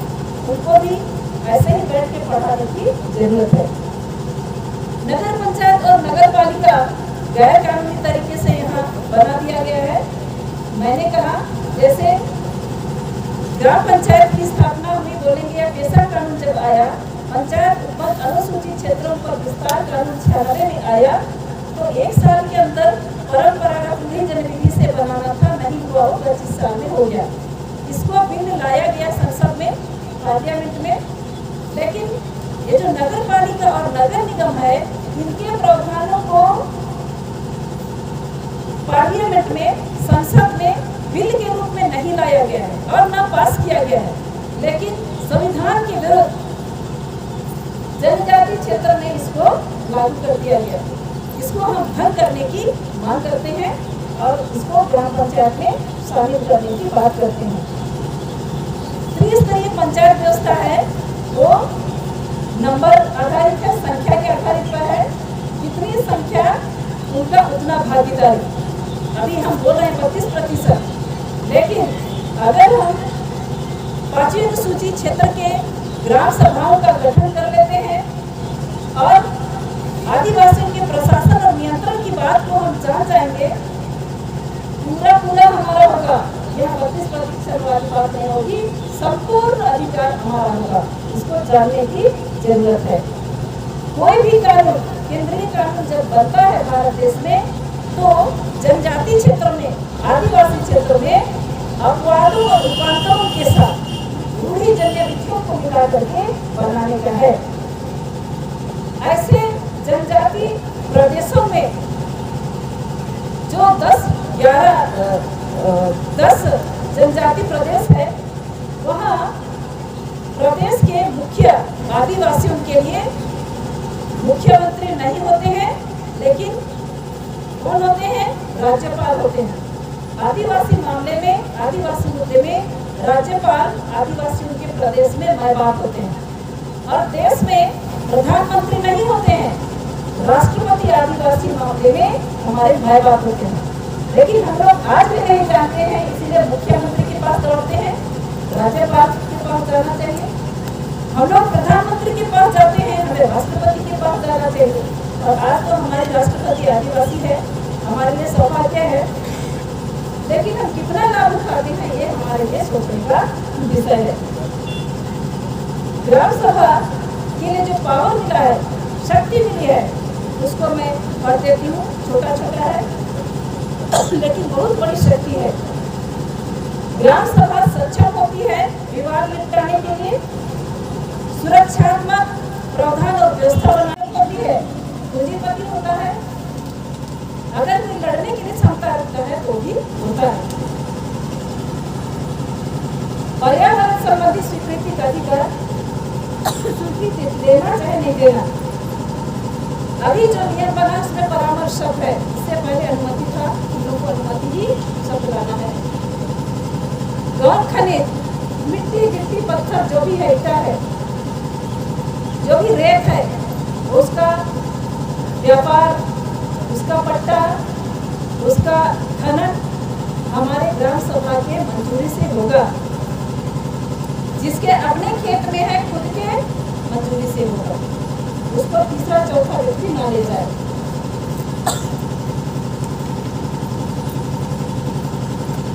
ग्राम सभा बुलाना और ग्राम सभा क्षेत्र में जो गरीब हैं और जिनके जो भूमिहीन हैं, उनका पुनर्वास करना ग्राम सभा की जिम्मेदारी है, उसको उनको समझना है। अभी हमारे क्षेत्र को विशेष आर्थिक क्षेत्र घोषित किया जा रहा है। विशेष आर्थिक क्षेत्र का मतलब है यहाँ के संसाधनों का दोहन करो और पैसा कमाओ और उस पैसा को बेचो, ले जाओ कहीं पर भी। यहाँ के मिट्टी को निकालो, बेचो, उससे पैसा कमाओ। यहाँ के जो भी हीरा चांदी सोना है, इसको निकालो, बेचो और पैसा कमाओ। भले भूमि मालिक को ना मिले पैसे की कमाई, लेकिन हम चाहते हैं आदिवासी क्षेत्र है, जनजाति क्षेत्र है, कृषि विभाग, कृषि बहुल क्षेत्र है, यहाँ पर इसे विशेष आर्थिक क्षेत्र नहीं, विशेष कृषि क्षेत्र घोषित किया जाए। हम क्या मांग करेंगे? विशेष कृषि क्षेत्र जो हमारी खेती बाड़ी से हमें पालेगा, हम उसी खेती बाड़ी से जिएंगे, वही हमारे लिए पैसा कमाएगा। आज हरियाणा का और पंजाब का कृषक आकर के हमारे खेत में मक्का लगा रहा है, हमारे यहाँ टमाटर लगा है, मिर्ची लगा रहा है, और हमसे हमारी ही मिट्टी से पैसा बना के ले जा रहा है, और हमारे खेत में हम क्या कर रहे हैं? मजदूरी कर रहे हैं। कितनी दुखद बात है। ये ग्राम सभा की ताकत की बात है। हमारा समाज एकजुट रहेगा तो इन बातों को खुद ही करेगा। देखिए, अभी आर्थिक जो होने के कारण यहाँ पर भारतमाला 4 लेन आ रहा है, जो रायपुर से धनबाद तक जाएगा। वो 4 बार हमारे जसपुर जिला को 4 बार काटेगा। पहला क्रॉस करेगा कछार में, धुरे के पास के कछार में। दूसरा उसका क्रॉसिंग होगा टांगर पानी, कुरकुरी से पहले टांगर पानी के पास। तीसरा क्रॉस होगा सरिया टोली के पास। उसका चौथा क्रॉसिंग होगा पुत्री चौरा गोदाम के पास। और एक मतलब मुश्किल से 2 किलोमीटर 1 किलोमीटर के इर्द गिर्द घूमता रहेगा। इसीलिए भाई कह रहे थे, मैडम भी कह रही थी कि इतना समानांतर में जाने से अच्छा है कि इसी जो अभी राष्ट्रीय राजमार्ग 43 जिसका निर्माण चल रहा है, निर्माणाधीन है, हमारी मांग है उसी का विस्तारीकरण किया जाए, उसी का उन्नयन कर दिया जाए ताकि हमारी कृषि क्षेत्र है जो सुरक्षित रहे। क्योंकि इससे पहले जो सर्वे हुआ था जंगल जमीन पर हो रहा था और लोग जंगल को बचाने के लिए विभाग ने अनुमति नहीं दी, उन्हें ऑब्जेक्शन डाला तो इन्होंने हमारे कृषि जमीन पर अपना नाप जोक कर दिया। और मैं बता दे रही हूँ कितनी जमीनें किस किस गांव की जाएंगी, थोड़ा बैठ के सुनिएगा ध्यान से। ये सड़क जसपुर से आपके झारखंड बॉर्डर पुतली चौड़ा तक कितना जाएगा। पत्थर गांव ब्लॉक का 10 पंचायत प्रभावित होगा।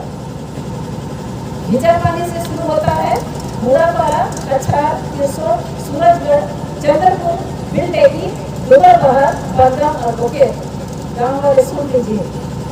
कासाबिल ब्लॉक में 11 गाँव, टांगर गाँव, परसा जुमाई, डलाजोर, दूसरा फूटी टोली, नारियल डांड, सूजी बहार, लुटू डांड, रजौटी, बगिया और मुस्कुटी। कुमकुरी ब्लॉक में गोली बहार, फरसाकारी, पटरी पानी, रेलते, बिना बहार, कुमकुरी, डेल्टा डोरी, धुआं डांड, कंडोरा, घोड़ो कछार, रायकेरा और कोमड़ो।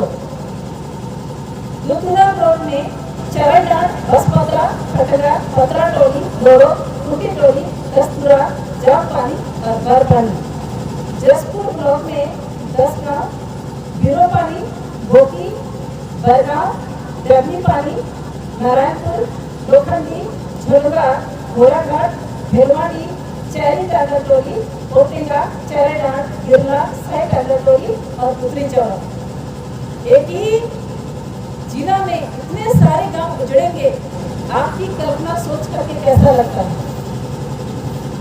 बहुत बड़ा दुर्भाग्य है हमारा, बहुत बड़ा अन्याय है हमारे साथ। इतना सुनने के बाद आप इतनी जमीन को देना चाहेंगे? देना चाहेंगे? तो आप मेरे साथ नारा लगाइएगा, मैं बोलूंगी आवाज दो, तो आप क्या बोलेंगे? हाँ, हम एक हैं। आवाज दो, आवाज दो, आवाज दो। इसीलिए हमारी मांग आज नारा लगाकर होगा कि अलग से 4 लाइन 4 लाइन ना बना करके राष्ट्रीय राजमार्ग 45 का जो अभी निर्माण चल रहा है, सरकार इसी को 4 लाइन के रूप में परिणत कर दे। इसमें हमारा समर्थन है, इसके लिए हम सहमति देते हैं, लेकिन हमारी अपनी जमीन को हम नहीं देना चाहेंगे। तो इसी के साथ अगर 4 लाइन बटेगा तो, और जो 4 लाइन की अलग से सड़कें बनेगी, तो मान लिया ये सड़क है, इस बार हमारी बस्ती है, उधर हमारा खेत है, तो उस पार जाने के लिए हमको 3 किलोमीटर के बाद में 2 किलोमीटर के बाद में पास किया जाएगा। आप वहाँ पर आपका कार है, फिर बगान है, आप अपने बैल को ले जाएंगे इतना दूर तक, सब्जी कमाने जाएंगे घूम करके। उस 4 लेन में 8 फीट ऊपर दीवार खड़ा रहेगा, सुरक्षा गार्ड, सुरक्षा बल, क्योंकि गांव में ग्रामीण अंचल है, कोई जानवर कोई आदमी क्रॉस न करे और दुर्घटना न घट जाए, इसीलिए 8 फीट ऊपर वो दीवार खड़ा रहेगा। तो उसमें ना तो आपकी मोटरसाइकिल चलने वाली है, ना आपकी गाड़ी चलने वाली है, ना आप चलने वाले। ये सिर्फ और सिर्फ उद्योगपति और पूंजीपतियों के लिए बनाई जाने वाली सड़क है। और रायपुर से धनबाद तक 20 टोल लगेगा, टोल गेट लगेगा। आप जमीन भी दोगे, उस जमीन में बने हुए सड़क पर चलोगे तो आप पूरा टैक्स ही टैक्स करते रहोगे, और गाड़ी के हिसाब से वो होगा।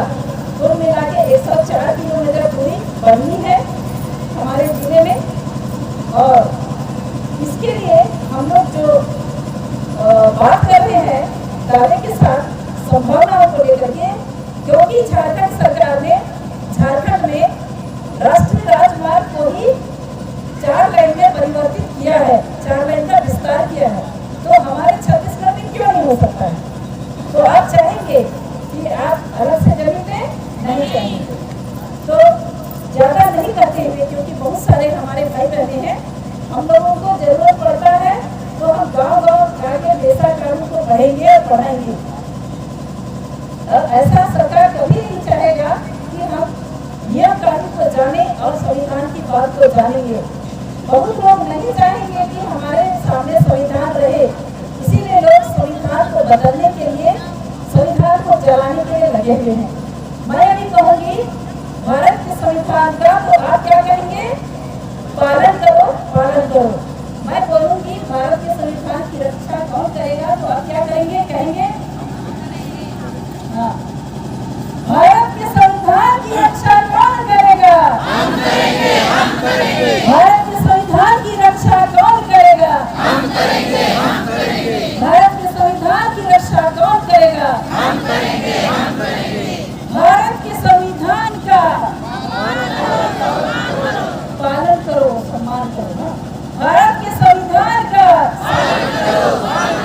भारत के संविधान को संविधान की रक्षा करो। भारत के संविधान की रक्षा करो, रक्षा करो। भारत के संविधान की रक्षा करो, रक्षा करो। जय हिंद, जय भीम, जय छत्तीसगढ़, जय आदिवासी, जय सर्वजन। धन्यवाद। बोधिसत्व भारत रत्न के 132वीं जयंती के अवसर पर जिन्होंने संविधान लिखा और उस संविधान को जिन्होंने हमें अपने संरक्षण में अधिकार दिया, उस संविधान को अब बचाने की बारी आ चुकी है।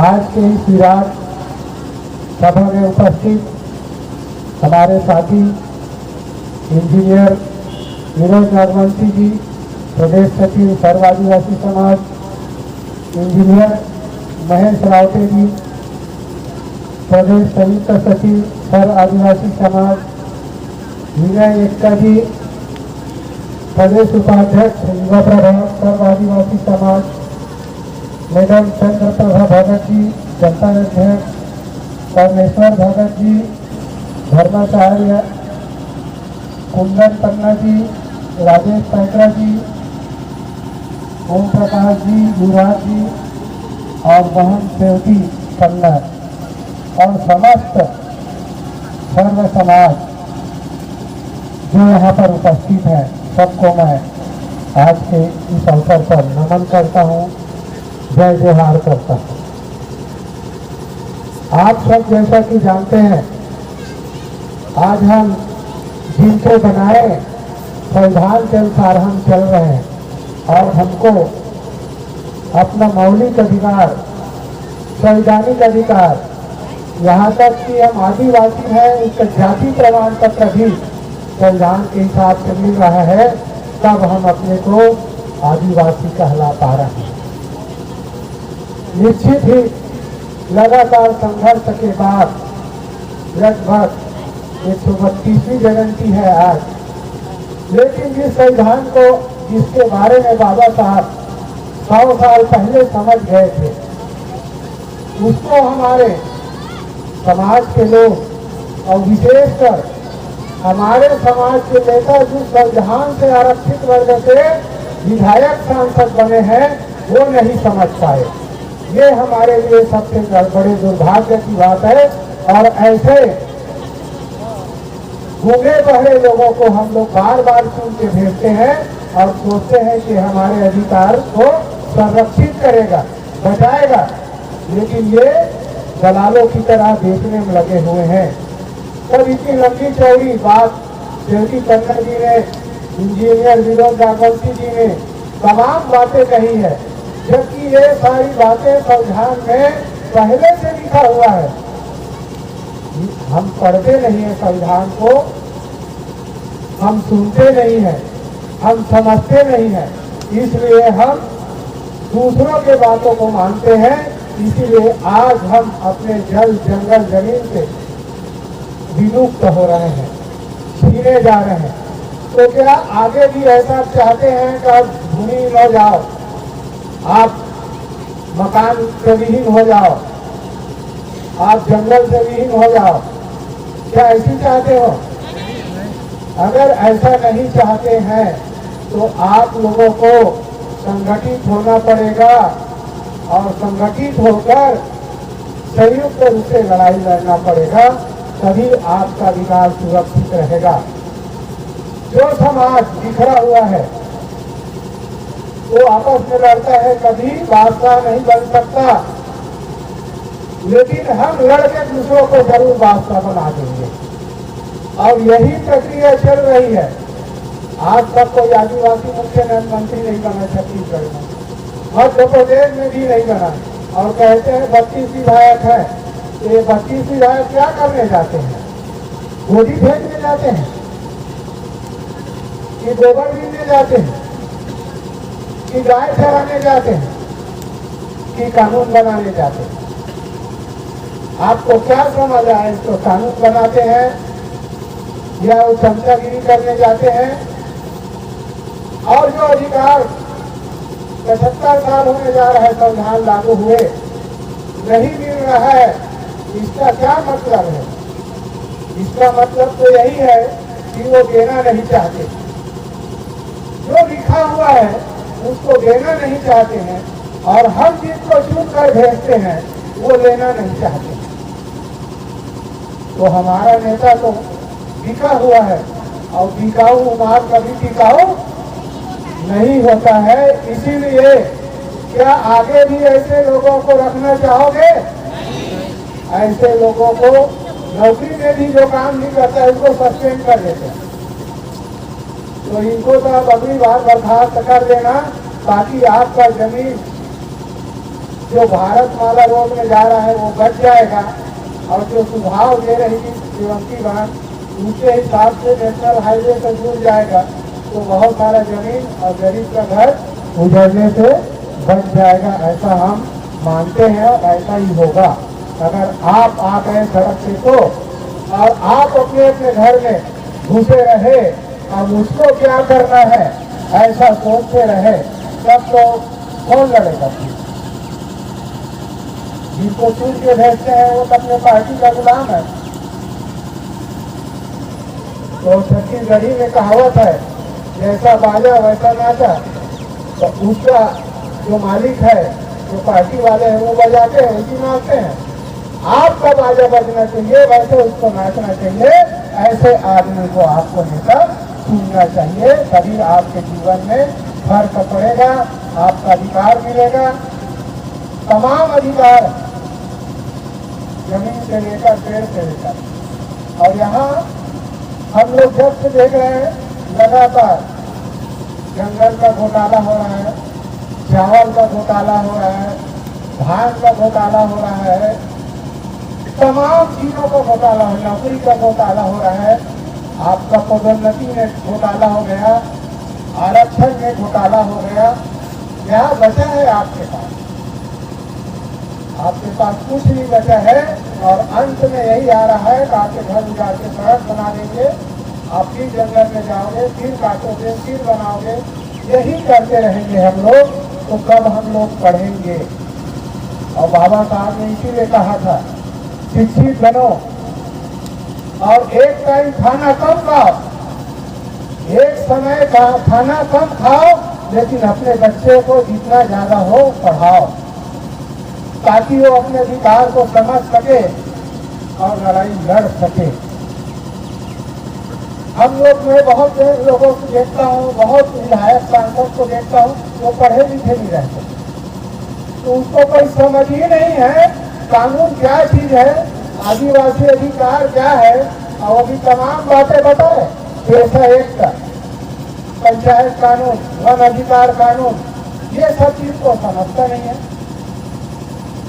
और सरकार कैसे धोखा दे रही है हमको। पैसा कानून 1996 में पास हुआ, जब हमारे लिए पैसा कानून 1996 पास हुआ तो वो लागू क्यों नहीं हुआ? 96 से आज तक गिनता हूँ 27 साल हो जा रहा है, तो 27 साल तक किसने रोका?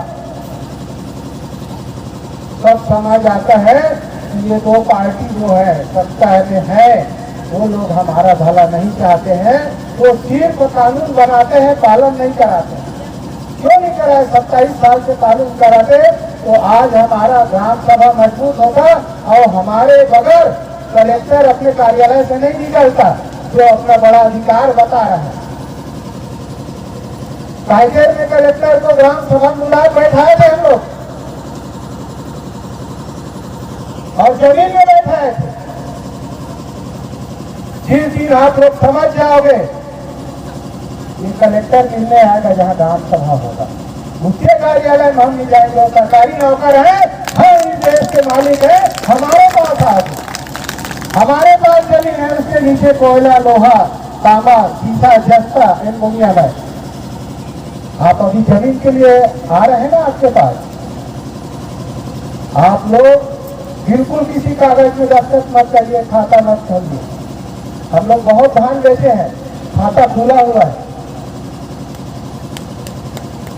कितना पैसा लोगे पहले एग्रीमेंट करो, बताओ। वो बता नहीं रहे आपका भविष्य अच्छा हो जाएगा, उज्जवल हो जाएगा, पैसा मिल जाएगा। अरे नाटक तो आप 75 साल से कर रहे हो। गरीबी हटाएंगे, गरीबों को हटा दिया, गरीबी नहीं हटा। लेकिन अब समय बदल रहा है। अगर बाबा साहब अम्बेडकर ने बहुत मजबूती से कहा था, शिक्षित बनो और समाज को संगठित करो, उसके बाद संघर्ष करो।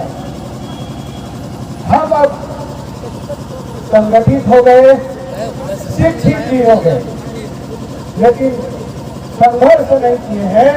अब हम लोगों को संघर्ष करने का समय आ गया है।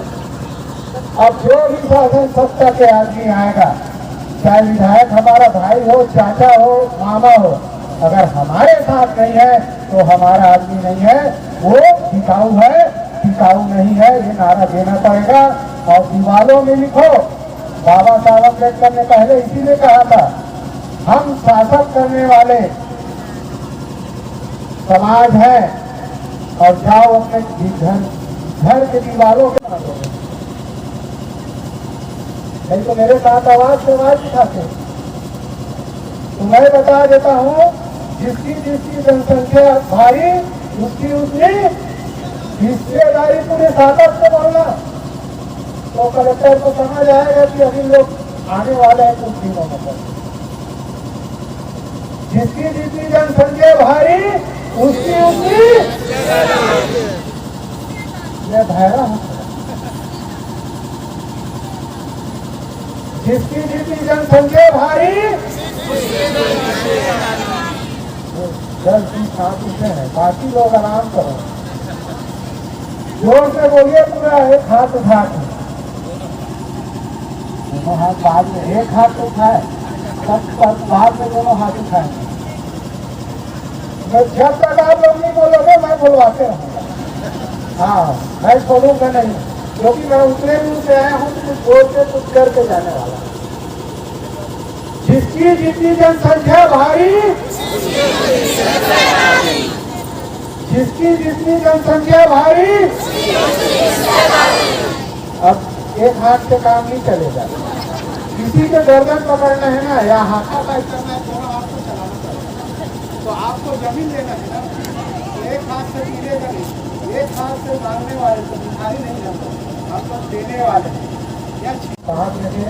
और गौरव की बात है, भारत का प्रथम ओलंपिक पदक जयपाल सिंह इंग्लैंड कप्तानी जीता था। हमारे IAS लोगों ने मालूम कि आदिवासी हाथी टीम का कप्तान था। इतिहास है, जानना पड़ेगा। और हमारे आदिवासियों ने आजादी के आंदोलन में 100 से ज्यादा क्रांति किए हैं, कार्टलगंज से लेकर पूरा आंध्रा तक, केरल तक। लेकिन कहीं भी 4 लाइन ठीक से इनका इतिहास नहीं लिखा है। और जो लोग उंगली कटा के, नाखून कटा के आए हैं, उनका पीछे पर है। इन लोग शहीद हैं, 1858 के क्रांति शामिल हुए। अरे सिद्धू कानून 1700 का है। हमारा शहीद गैन सिंह 20 जनवरी 1825 में शहीद हुआ, फांसी दी है। शहीद वीरनारायण सिंह जय स्तंभ चौक में बड़े आम फांसी दिया, उसका भी 6 इंच का स्टेचू भी लगा है।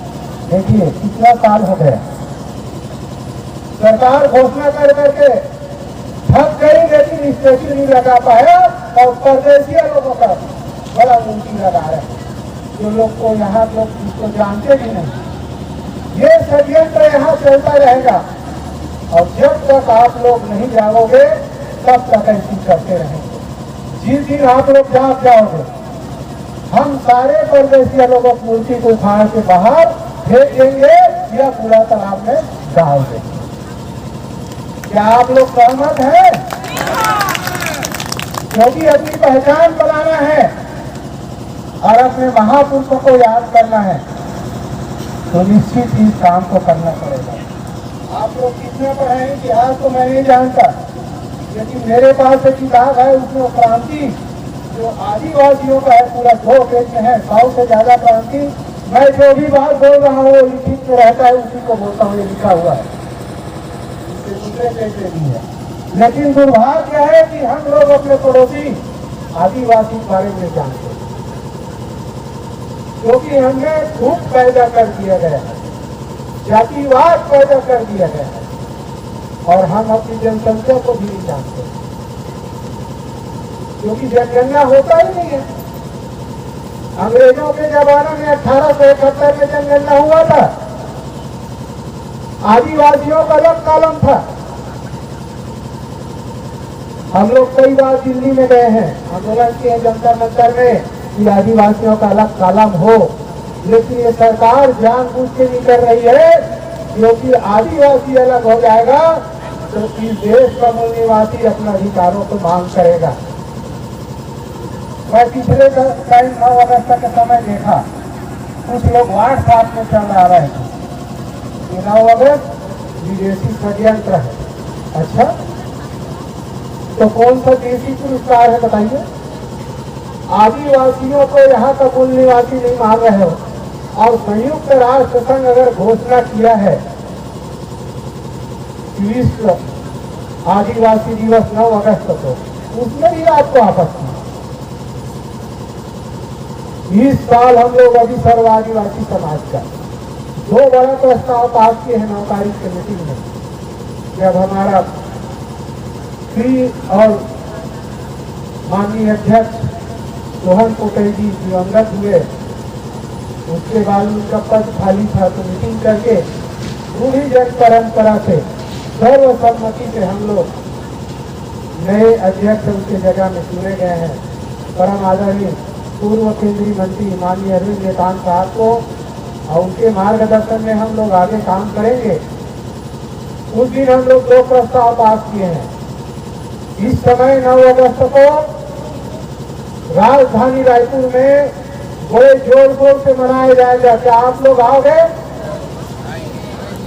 क्योंकि अभी तक मेरा अनुभव है, जसपुर जनसंख्या में, आदिवासी जनसंख्या में 75% के आसपास है, लेकिन जो लड़ाई की सहभागिता होती है रायपुर में, उसमें अच्छा महसूस नहीं हो रहा है, दिख नहीं रहा है, और समस्या इसीलिए बढ़ती है। तो इस समय 9 अगस्त को हमको वहां पर आना पड़ेगा,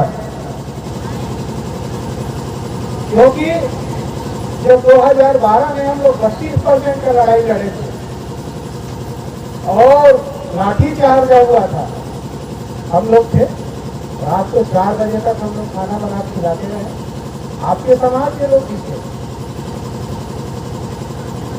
लेकिन ये कब तक लाठीचार्ज होता रहे? आईटी गुप्ता को उसी दिन हमने जब देखा हमारे लोगों पर लाठीचार्ज हुआ, गिरफ्तार कर रहे हैं, जब हम मांग कर रहे हैं, हमको सड़क पे जाने नहीं दे रहे हो, तो हम लोगों ने भी कहा था ये कुत्ता से मौत मरेगा। तो आज आईटी होकर भी वो कुत्ते के समान घूम रहा है, उसके ऊपर FIR है आईटी होने के बाद चोर की तरह। तो ये दुनिया इसी जीवन में अपने कर्मों को भुगतना है। तो आपको कलेक्टर हो, एसपी हो, ये पढ़ने लिखे का अवसर का लाभ मिला है। हमारे लोग भी जिस दिन जान जाएंगे पढ़े लिखे छात्र, तो पूरे कलेक्टर, एसपी, तहसीलदार सब हमारे लोग रहे। क्यों नहीं रहे? उसके भी 10 उंगली है, 2 आंख है, 1 मुंह है, कोई वो 3 नेत्र वालों का ही है, 15 हाथ वाला। इसलिए सर्व आदिवासी समाज का रसीद बुक भी यहाँ शायद आया है, जी रसीद बुक आया है, तो आप लोग पूरा सदस्य बनिए और संगठन को मजबूत करिए, क्योंकि अब न विधायक लड़ेगा आपके काम के लिए, न सांसद लड़ेगा। जो लड़ाई लड़ेगा सर्व आदिवासी समाज लड़ेगा, सड़क की लड़ाई लड़ेगा, कलेक्टर की लड़ाई लड़ेगा, विधानसभा की भी लड़ाई आप मौका दोगे तो वो भी लड़ेगा। और जिस दिन आपने सही आदिवासियों को विधायक बना दिया तो उनकी नारा बदल जाएगा और क्या कहेंगे? अब की बार आदिवासी सरकार, आदिवासी सरकार। अब कोई दूसरा नहीं होने वाला है। अब की बार आदिवासी सरकार। रायपुर तक जाना चाहिए, वहां भी बहुत रहे लोग। अब की बार आदिवासी सरकार, अब दोनों होगा चाहिएगा। अब की बार आदिवासी सरकार, अब की बार आदिवासी सरकार। तो आप लोग प्रण ले लीजिएगा, आप बताएंगे किसको जिताना है। सर्व आदिवासी समाज मदद करेगा। आपको अपना विधायक बनाना है तो सर्वसम्मति से बनाना है, और सर्वसम्मति के वक्त आप आदिवासी विधायक बनाना है, न कि कांग्रेस और बीजेपी बनाना है। तो क्या तैयार हो? बिल्कुल ज्यादा दिन नहीं है, बहुत जल्दी आने वाला है। तमाम मुद्दों पे हम लोग बात किए हैं आप लोगों के साथ और निरंतर करते रहेंगे। बात बहुत बड़ी बड़ी है, बहुत लंबी है, लेकिन जिस परिस्थितियों से पूरा आदिवासी समाज पूरे प्रदेश में समस्याओं से ग्रस्त है, वो सब जगह यही स्थिति। मैं भी पिछले टाइम बंगाल गया था, बंगाली नहीं समझा, लेकिन जो लोग हिंदी बोल रहे थे उसके साथ बात किया और बड़ा सम्मेलन हुआ। असम के लोग आए थे, उड़ीसा के लोग आए थे, बिहार के लोग आए थे, मणिपुर, मिजोरम के लोग आए थे, तो काफी चर्चाएं हुई हैं और हम पूरे भारत के आदिवासियों की इकट्ठा करने वाले हैं। और इसी सिलसिले में हम लोग पिछले 12-13 सितंबर को 2 दिन का कार्यक्रम किए थे रायपुर में, तो 10-12 स्टेट के लोग आए थे और भविष्य में और होगा। हम लोग बताएंगे आप लोगों को, निश्चित ही आप लोग सक्रिय रूप से भागीदारी निभाइएगा, तब हम आपके अपने अपने बच्चों को अपने अधिकारों के बारे में ध्यान दे सकते हैं, बता सकते हैं और उस अधिकार को ले सकते हैं। अन्यथा आज़ाद हुए 75 साल हो गए और 75 साल में भी हम लोग सही आदमी को चुन के नहीं भेज पा रहे हैं, इसीलिए हम लोग तकलीफ में हैं। आपको पूरा पंचायत से लेकर पंच सरपंच से लेकर जिला पंचायत तक का पूरा अधिकार हुआ है आरक्षण से। अगर ये नहीं रहता, ये अधिकार नहीं रहता, और कल्पना करिए दूसरे लोग पंच सरपंच जनपद सदस्य होते तब आपकी क्या स्थिति होती। कल्पना करिए, अभी तो पंच सदस्य आपके हैं, सरपंच में आपके हैं, जनपद सदस्य आपके हैं, जिला पंचायत आपके हैं, विधायक आपके हैं, सांसद आपके हैं, मंत्री आपके हैं, जनजाति आयोग के आपके हैं, सब आपके हैं। उसके बाद काम नहीं होता है तो दूसरे समाज आपके हैं, इनसे बुद्धू और कौन होगा। ये बहुत गहराई की बात कर रहा हूं मैं, और इतना आसानी से नहीं जाना है। लगातार हम लोग समाज के बीच में उठ रहे हैं, बैठ रहे हैं, समझ रहे हैं। आज सिंगेर में 2 साल से आंदोलन चल रहा है। हमारे इंजीनियर विनोद भाई ने बताया, उसकी कोई सुनवाई नहीं। अभी मुख्यमंत्री पहली बार यूपी में जहाँ 50 लाख देता है किसान मरता है, तो यहाँ अभी पहाड़ी फोटो आपके जिले में खत्म हो गए ना 4 लोग। कोई गया जाके देखा क्यों मरा, कैसे हुआ? समाज का दायित्व तो नहीं है। टीम बनाइए, हम लोग टीम बना के जाएंगे यार, उसका जांच करिए, क्योंकि उसको षड्यंत्र लगता है। क्योंकि मैं बलरामपुर से लेकर पूरा सुकमा कुंडा रायगढ़ से लेकर राजनांदगांव तक घूमता हूँ, तो आदिवासियों को जो जमीन है उसको छीनने के लिए लोग दूसरे ढंग से प्रयास करते हैं, गलत ढंग से इस्तेमाल करते हैं, उसको मजबूर करते हैं, कागजों में दस्तखत करके फंसा देते हैं और तमाम हथकंडे अपनाते हैं। हो सकता है ऐसा षड्यंत्र हो। अभी सौरा समाज का मामला आया था, उनको 12 साल से जाति प्रमाण पत्र नहीं दिया और इसी बीच महासमुंद से लेकर रायगढ़ तक जो रोड के आसपास जमीन है, पूरे जमीन को उसको खरीदने की करनी है और अब जाके उनको मान्यता मिला। अब क्या करें? अब उसको लड़के वापस ले पाएगा?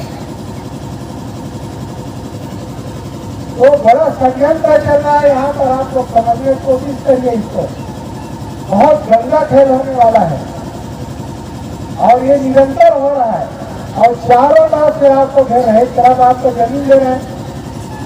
जब 50 साल से बैडर से जापान लोहा जा रहा है और वहाँ इतना पैसा जापान का पूरा लोहा इतना काम कर रहा है, लेकिन वहाँ पर पानी जो धूल के आ रहा है उसको साफ करने का आज तक नहीं लगा पाए और 50 के सांसद विधायक मंत्री बना है। तो ये हम लोगों का दुर्भाग्य है। लगातार मैं अस्वस्थ होने के बाद भी हमारे साथियों ने कहा चलना पड़ेगा। आया हूँ आपके बीच में, अपनी बात रखने की कोशिश किया हूँ और आप लोगों के जो समस्या है उसको समझने का प्रयास किए हैं। कोशिश करेंगे लगातार बैठते हों और यहाँ जिला स्तरीय आपका कमेटी मजबूत होना चाहिए। गठन नहीं है तो गठन करिए, क्योंकि ये कोई चुनाव नहीं होना है सरकार की तरफ से, समाज की तरफ से बनना है। समाज के लोगों को चुनना है, समाज का काम करना है, समाज के लोगों को ये करना है, तो अपने आप को मजबूत करना पड़ेगा, बाकी बाद में देखा जाएगा। तो यहाँ सर्व आदिवासी समाज का जिलावादी को एक ही होना चाहिए, होना चाहिए कि होना चाहिए। और जब तक नहीं होगा जिलावादी तब तक ये कलेक्टर आपको खड़े रखेगा और जिस दिन एक होगा तो आपको बैठने के लिए बोलेगा, वो खड़े रखेगा। आपको बता दूं, जब हम लोग आंदोलन कर रहे थे और नोटिस दिए रायपुर के कलेक्टर को, तो हम लोगों को कलेक्टर मीटिंग में बुलाया, तो एक बार 2 बार की मीटिंग में हम लोग नहीं जाते हैं, बार बार आता है या लेने आता है। ये ज्योति वगैरह सब जा पाते हैं क्योंकि हम लोग भी बिजी रहते हैं। तो जब मीटिंग हुआ तो कलेक्टर साहब को विनोद भाई ने जवाब दिया, आप हमारे नेताओं के सामने क्या बात करते हैं और हमारे सामने कैसे बात करते हैं, इन दोनों बात में फर्क है। आप अपने लैंग्वेज सुधारिए। और आज हमारे बीच आपके साथ हमारे नेता रहता तो हम क्या बोलते हैं आपको बता दे, कलेक्टर को बोलते और बोले कि आपको रैली निकालने का अनुमति नहीं है। सड़क हमने बनाया, हमारे महापुरुषों ने यहाँ बलिदान दिया और तुम हमको परमिशन की बात कर रहे हो। आपको सिंधी समाज में कब परमिशन दिए, कब उनको दिए? इन लोग निकाल रहे हैं, फलाना समाज निकाल रहे हैं, उसका कहाँ है परमिशन? जब तक आप सवाल नहीं करोगे तब तक आपको वो ऐसा ही समझा जाएगा। तो इसीलिए आपको पढ़े लिखे ज्ञानवान साबित करना है, अपने अधिकारों को जानकार होना भी है और अपने अधिकारों के लिए लड़ना है। तभी हम लोग अपनी बात को जहाँ भी हम चाहें वहाँ रख सकते हैं। आप लोग मेरी बात को बहुत गंभीरता से सुना और निश्चित ही हम सब ऐसे परिवार से आते हैं जिनकी कहानियां बहुत लंबी है, लेकिन अब बताने के लिए कुछ भी नहीं है, क्योंकि इतिहास में दफन हो चुका है हमारे जो कारनामे हैं।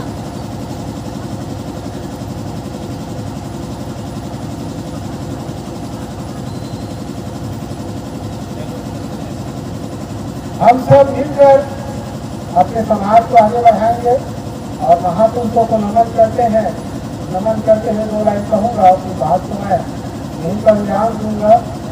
आओ झुककर हम उन्हें प्रणाम करें जिनके नसीब एक मुकाम आया है, और खुशनसीब ये लोग हैं, खुशनसीब ये लोग हैं जिनके लहू देश के काम आया है, देश के काम आया है। आप सबको जय जोहार, जय भीम, जय आदिवासी। धन्यवाद। सभा समाप्ति को जाते हैं कि कैसे कहते हैं आप लोग? सब है ना? चलिए ठीक है, काफी बुजुर्ग से आए हैं, तो मैं अंत में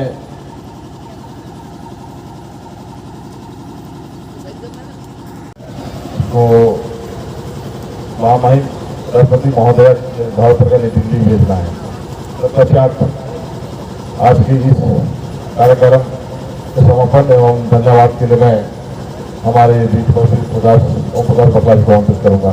तो सुन लीजिएगा, कर दे रहा हूँ मैं ज्ञापन को। सभी महामहिम राष्ट्रपति महोदय भारत सरकार नई दिल्ली द्वारा कलेक्टर जयपुर जिला छत्तीसगढ़ मुझे पार्टी अनुसूचित क्षेत्र अंतर्गत जयपुर जिला जनजातियों की सुरक्षा और संविधान प्रदत्त अधिकारियों की रक्षा तथा मौलिक अधिकारों के पालन हेतु महोदय उपरोक्त विषय लेख है कि छत्तीसगढ़ का संपूर्ण जयपुर जिला 5वीं अनुसूचित क्षेत्र अंतर्गत आता है। भारत के संविधान का अनुच्छेद 240 एक अनुसूचित जनजाति क्षेत्र और जनजातियों के प्रशासन और नियंत्रण का प्रावधान तथा अधिकार देता है। इसी के परिपालन हेतु पंचायत उपबंध अनुसूचित क्षेत्रों पर विस्तार अधिनियम 1996 बना। उसमें कहा गया है कि किसी भी राज्य का विधान मंडल जैसा कानून की धारा 4 के का सेनात तक के प्रावधानों से असंगत को भी कानून नहीं बनाएगा। अर्थात कहा से कहा में जनजातियों के रूढ़ी विधि सामाजिक धार्मिक प्रथाओं और समुदायों के संसाधनों की परंपरागत प्रबंध परिस्थितियों के अनुरूप व्यवस्थाओं को मान्यता दी गई, जिसके तहत 25 वर्षों पश्चात छत्तीसगढ़ में अपवादों उपसंकरण के अधीन पंचायत उपबंध अनुसूचित क्षेत्रों पर विस्तार नियम 2022 बिना जिसकी धारा 5 के अनुसार कहा गया है कि पेशा कानून 1996 की धारा 4 के अनुरूप पेशा नियम 2022 के प्रकाशन के 1 वर्ष के भीतर नियम के अनुसार सभी विभाग आवश्यकता अनुसार राज्य अधिनियम नियमों आदेशों निर्देशों परिपत्रों में संशोधन करेंगे तथा केंद्र सरकार अधिनियम नियमों में संशोधन हेतु पालन किए जाएंगे, जिस पर आज पर्यंत पहल नहीं किया गया, जिसके कारण ऐसा प्रावधानों के बावजूद जनजाति क्षेत्र तथा जनजाति आदिवासी समुदायों के अन्याय अत्याचार शोषण का शिकार होना पड़ता है।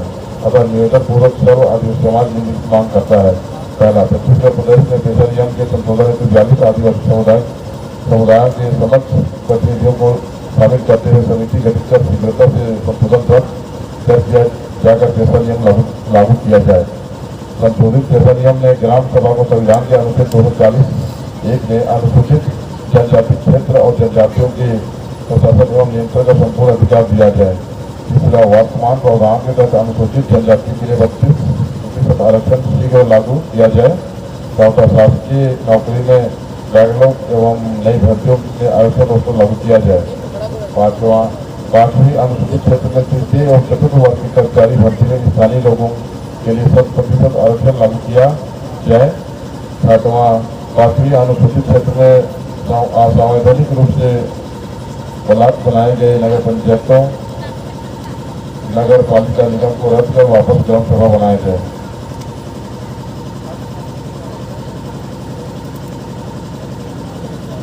सातवां, प्रदेश के 5वीं अनुसूचित क्षेत्र में ग्राम सभा की सहमति के बिना किए गए भूमि अधिग्रहण रद्द किया जाए। बिना ग्राम सभा की सहमति के किसी प्रकार का निर्माण कार्य न किया जाए तथा छत्तीसगढ़ के समस्त अनुसूचित क्षेत्र में सभी प्रकार के खनन पर रोक लगाई जाए। आठवां, अनुसूचित जाति जनजाति अत्याचार निवारण अधिनियम 1989 के प्रावधान के तहत हुए जमीन कब्जा, आदिवासियों के अत्याचार, शोषण आदि मामलों में संबंधित थाने में एफआईआर दर्ज नहीं किया जाता है तथा जिला न्यायालय भी कार्रवाई करने से इनकार करता है, अतः इस पर तत्काल कार्रवाई किया जाना सुनिश्चित हो। आदिवासी को शादी कर प्रॉपर्टी खरीदने के मामले में संभावित के निर्देशों का सख्ती से पालन किया जाना सुनिश्चित किया जाए। भारतमाला सड़क परियोजना रायपुर से धनबाद उत्तर सही टांगातोड़ी झारखंड बॉर्डर 4 किलोमीटर सड़क निर्माण के जशपुर जिला में मौजूदा सीमांत NH-43 को ही अपग्रेड कर 4 लेन बनाया जाए, अलग से आदिवासियों की किसी भूमि का अर्जन न किया जाए। 11वां, घरकिया बथान बांध निर्माण, सरहदी रास्ता बांध निर्माण, NH-43 के चौड़ीकरण सहित अन्य सभी परियोजनाओं में लंबित मुआवजा राशि का भुगतान शीघ्र किया जाना सुनिश्चित किया जाए। प्रतिलिपि माननीय राज्यपाल महोदय छत्तीसगढ़, माननीय नरेंद्र मोदी जी प्रधानमंत्री नई दिल्ली, माननीय भूपेश बघेल जी मुख्यमंत्री छत्तीसगढ़, अध्यक्ष जनजाति आयोग नई दिल्ली, अध्यक्ष जनजाति आयोग छत्तीसगढ़, भावजी सर्ववादी समाज जिला जशपुर। मैं आज की इस कार्यक्रम की समापन एवं हमारे जशपुर के इस पावन भूमि को सबसे पहले तो हम धन्यवाद देंगे, क्योंकि उन्हीं के कृपा से आज हम लोग यहाँ पर उपस्थित हुए और यहाँ एकत्रित होकर हम हमारे कार्यक्रम को सफल होने में मदद किए। साथ ही हमारे यहाँ के शासन प्रशासन और हमारे पुलिस अधिकारी और हमारे सुरक्षा बल को भी धन्यवाद देंगे, जो हमारे साथ सुबह से हमारे साथ में डटे रहे हमारे सुरक्षा के लिए। तो उनके लिए एक बार जोरदार तालियों के साथ उनके सम्मान किया जाए। बहुत बहुत धन्यवाद। इसके साथ ही हमारे जो इस मंच के आयोजन करता हमारे सर्व आदिवासी समाज के सिलवाडर जी और हमारे सहयोगी, उन सभी के लिए जोरदार तालियों के साथ उनका स्वागत करते हैं और धन्यवाद देते हैं। और हमारे सर्व आदिवासी समाज के प्रदेश प्रभारी, उन सभी के लिए एक बार जोरदार तालियों के साथ उनको धन्यवाद देंगे। तो जोरदार धन्यवाद। और एक बार हम आज सभी के लिए जो हम सुबह से यहाँ डटे, जो देश के हमारे प्रदेश के सभी कोने कोने से आए, उन सभी भाई बहनों के लिए, माता पिताओं के लिए धन्यवाद। जो यहाँ से नारा लगाते हुए हम लोग हमारे बाबा साहेब अम्बेडकर के मूर्ति तक गए और जोरदार तालियों के साथ नारे लगाते गए और बहुत ही उत्साह और उमंग के साथ हम लोगों ने जयकारा के साथ बाबा भीमराव अम्बेडकर की उनका जयकारा और नारा लगाते हुए आए। इसलिए आज सभी के लिए बहुत ही जोरदार धन्यवाद। तो हम एक दूसरे के लिए धन्यवाद के स्वरूप तालियों से हम एक दूसरे के लिए धन्यवाद देंगे। तो धन्यवाद आपको सबके लिए। तो इसी के साथ हम आज प्रण करके जाएंगे कि आने वाले समय में। मेरा नाम रविशंकर है। मैं पत्थल गांव ब्लॉक ग्राम मुड़ापारा का हूँ और पत्थल गांव ब्लॉक के अंतर्गत जो भारतमाला जा रहा है बूढ़ा डांड से लेकर के आपका डूमर बाहर तक, उसमें तहसीलदार, SDM और ये आपका कलेक्टर, ये लोग मुहावरा बना चुके हैं खाली खाता खोलने का। किसानों से कोई पूछताछ किए नहीं है। भारतमाला कब से खोला तो लोग बोलते हैं कि दैनिक भास्कर में 1921 में मैंने दैनिक भास्कर में वो लोग पढ़े। मैं बोला किसान तो कभी भास्कर पढ़ेगा ना वेस्कर पढ़ेगा। पंचायत को आपको सूचित किए हो, नहीं किए। ग्राम सभा किए हो, ग्राम सभा को सूचना किए हो, नहीं किए हैं। फिर भारतमाला किस चीज़ का है? बोले कि नहीं, किसानों का ज़मीन जा रहा है, उसमें 2013 के तहत जो संविधान में लागू हुआ है उस तरह से मुआवजा मिलेगा 4%। तो 4 गुना मिलेगा। 4 गुना किसको किसको मिलेगा मैं पूछा, नहीं बताए। मैं उनको साफ स्पष्ट में कहा 1 गुना तहसीलदार को, दूसरा गुना SDM को, तीसरा गुना कलेक्टर को, चौथा गुना किसान को मिलेगा। तो किसान के 4 गुना में क्यों बांट दे, किसान कहाँ जाए? ये लोग कोई उत्तर नहीं दिए, खाली खाता खोलाने के लिए ये लोग हमेशा बैंक के मैनेजर के साथ घूम रहे हैं, धमकी देते हुए खाली खाता खोला। ये पत्थल गाँव SDM। ठीक है। आज अम्बेडकर जयंती के उपलक्ष्य में शासन को मीडिया के माध्यम से कुछ सुनाना चाहता हूँ। हम लोग कलेक्टर के पास 3 बार जा चुके हैं, आज तक कार्रवाई नहीं हुआ है। सांसद महोदय के पास भी गए, उसका भी आज तक कोई कार्रवाई नहीं हुआ है। घरिया मथान जलाशय का है, नहर कार्य हुआ है। हम लोग तहसील में जा चुके, कलेक्ट्रेट जा चुके। आज मीडिया के माध्यम से सरकार को अवगत करा रहे हैं कि इसके लिए कुछ सोचे किसानों के लिए। बस इतना ही कर। ठीक। पत्थलगांव ब्लॉक के अंतर्गत घरिया बथान जलाशय योजना के अंतर्गत ग्राम सूरजगढ़ में जलाशय योजना हुआ, जिसमें सूरजगढ़ में नहर निर्माण का कार्य 2017-18 में 2007-8 में हुआ, कार्य पूर्ण हो चुका। मुख्य नहर का पैसा मिल चुका, तुरंत का नहीं मिला है। माइनर का जो है आज तक मैंने लगातार अधिकारी के पास कागजात पेश कर रहे हैं। कलेक्टर महोदय के पास 3 बार दिए हैं, गोमती साहब जी सांसद महोदया के पास दिए हैं, मुख्यमंत्री की भूपेश बघेल जी के पास बिल्कुल पूरी नहीं दिए हैं। आज माइनर का तो 6 महीना हो गया, पास हुआ है बताते हैं, वार्ड भी पारित हो चुका है, पैसा मिलना बाकी है, इस टाइप का बताते रहते हैं। और तो जानकारी हमें नहीं है, लेकिन अब पास हो गया तो हमको जो है किसानों, गरीब किसानों को जो है पैसा मिलना चाहिए। भैया अपना नाम बताइए। नाम उठाकर मंच के नीचे आने की। कहाँ से आए हैं? मैं पत्थलगांव मुड़ापारा पंचायत से आया। अच्छा, मुड़ापारा पंचायत से आए हैं। यहाँ पर क्या के लिए आए हैं? यहाँ बैठे हैं, आप सभी भी आगे सरक जाएं ताकि बीच में जो खाली है वो खाली ना रहे। पीछे जो बैठे कुछ संदेश देना चाहते हैं? आगे बढ़ जाएं, क्योंकि सामने खाली इस मंच के माध्यम से कुछ संदेश देना चाहते हैं? इसलिए आप सभी से पुनः मैं निवेदन करूंगा कि आप सभी देश का सम्मान करें, इस स्थल का सम्मान करें और थोड़ा थोड़ा उठकर सामने आ जाए। बहुत अच्छा। कैसा लग रहा है तो यहाँ कर? अब मैं आगे के हमारे अतिथियों का स्वागत करने के लिए हमारे बड़े भैया श्री वाल्टर कुजूर जी को आमंत्रित करता हूँ। वे आकर हमारे अतिथियों का स्वागत सत्कार करें। यहाँ के विधायक महोदय से भी उनके वचन में सुने, उनकी बातों में सुने कि वे भारत के संविधान को विश्व के सबसे श्रेष्ठ संविधान के बारे में बताए। भविष्य को कैसे देख रहे हैं आप? भविष्य को आज ये जो संविधान के कानून का पालन नहीं हो रहा है, पैसा कानून हमारे छत्तीसगढ़ में लागू होना चाहिए, ये सम्मानपूर्वक लागू नहीं हो रहा है। तो इस प्रकार से संविधान के जो कथा कथित लिखा हुआ है उसका पालन नहीं किया जा रहा है, इससे देश को खतरे महसूस दिखाई देता है।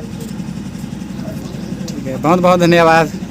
आज के इस विशेष दिन में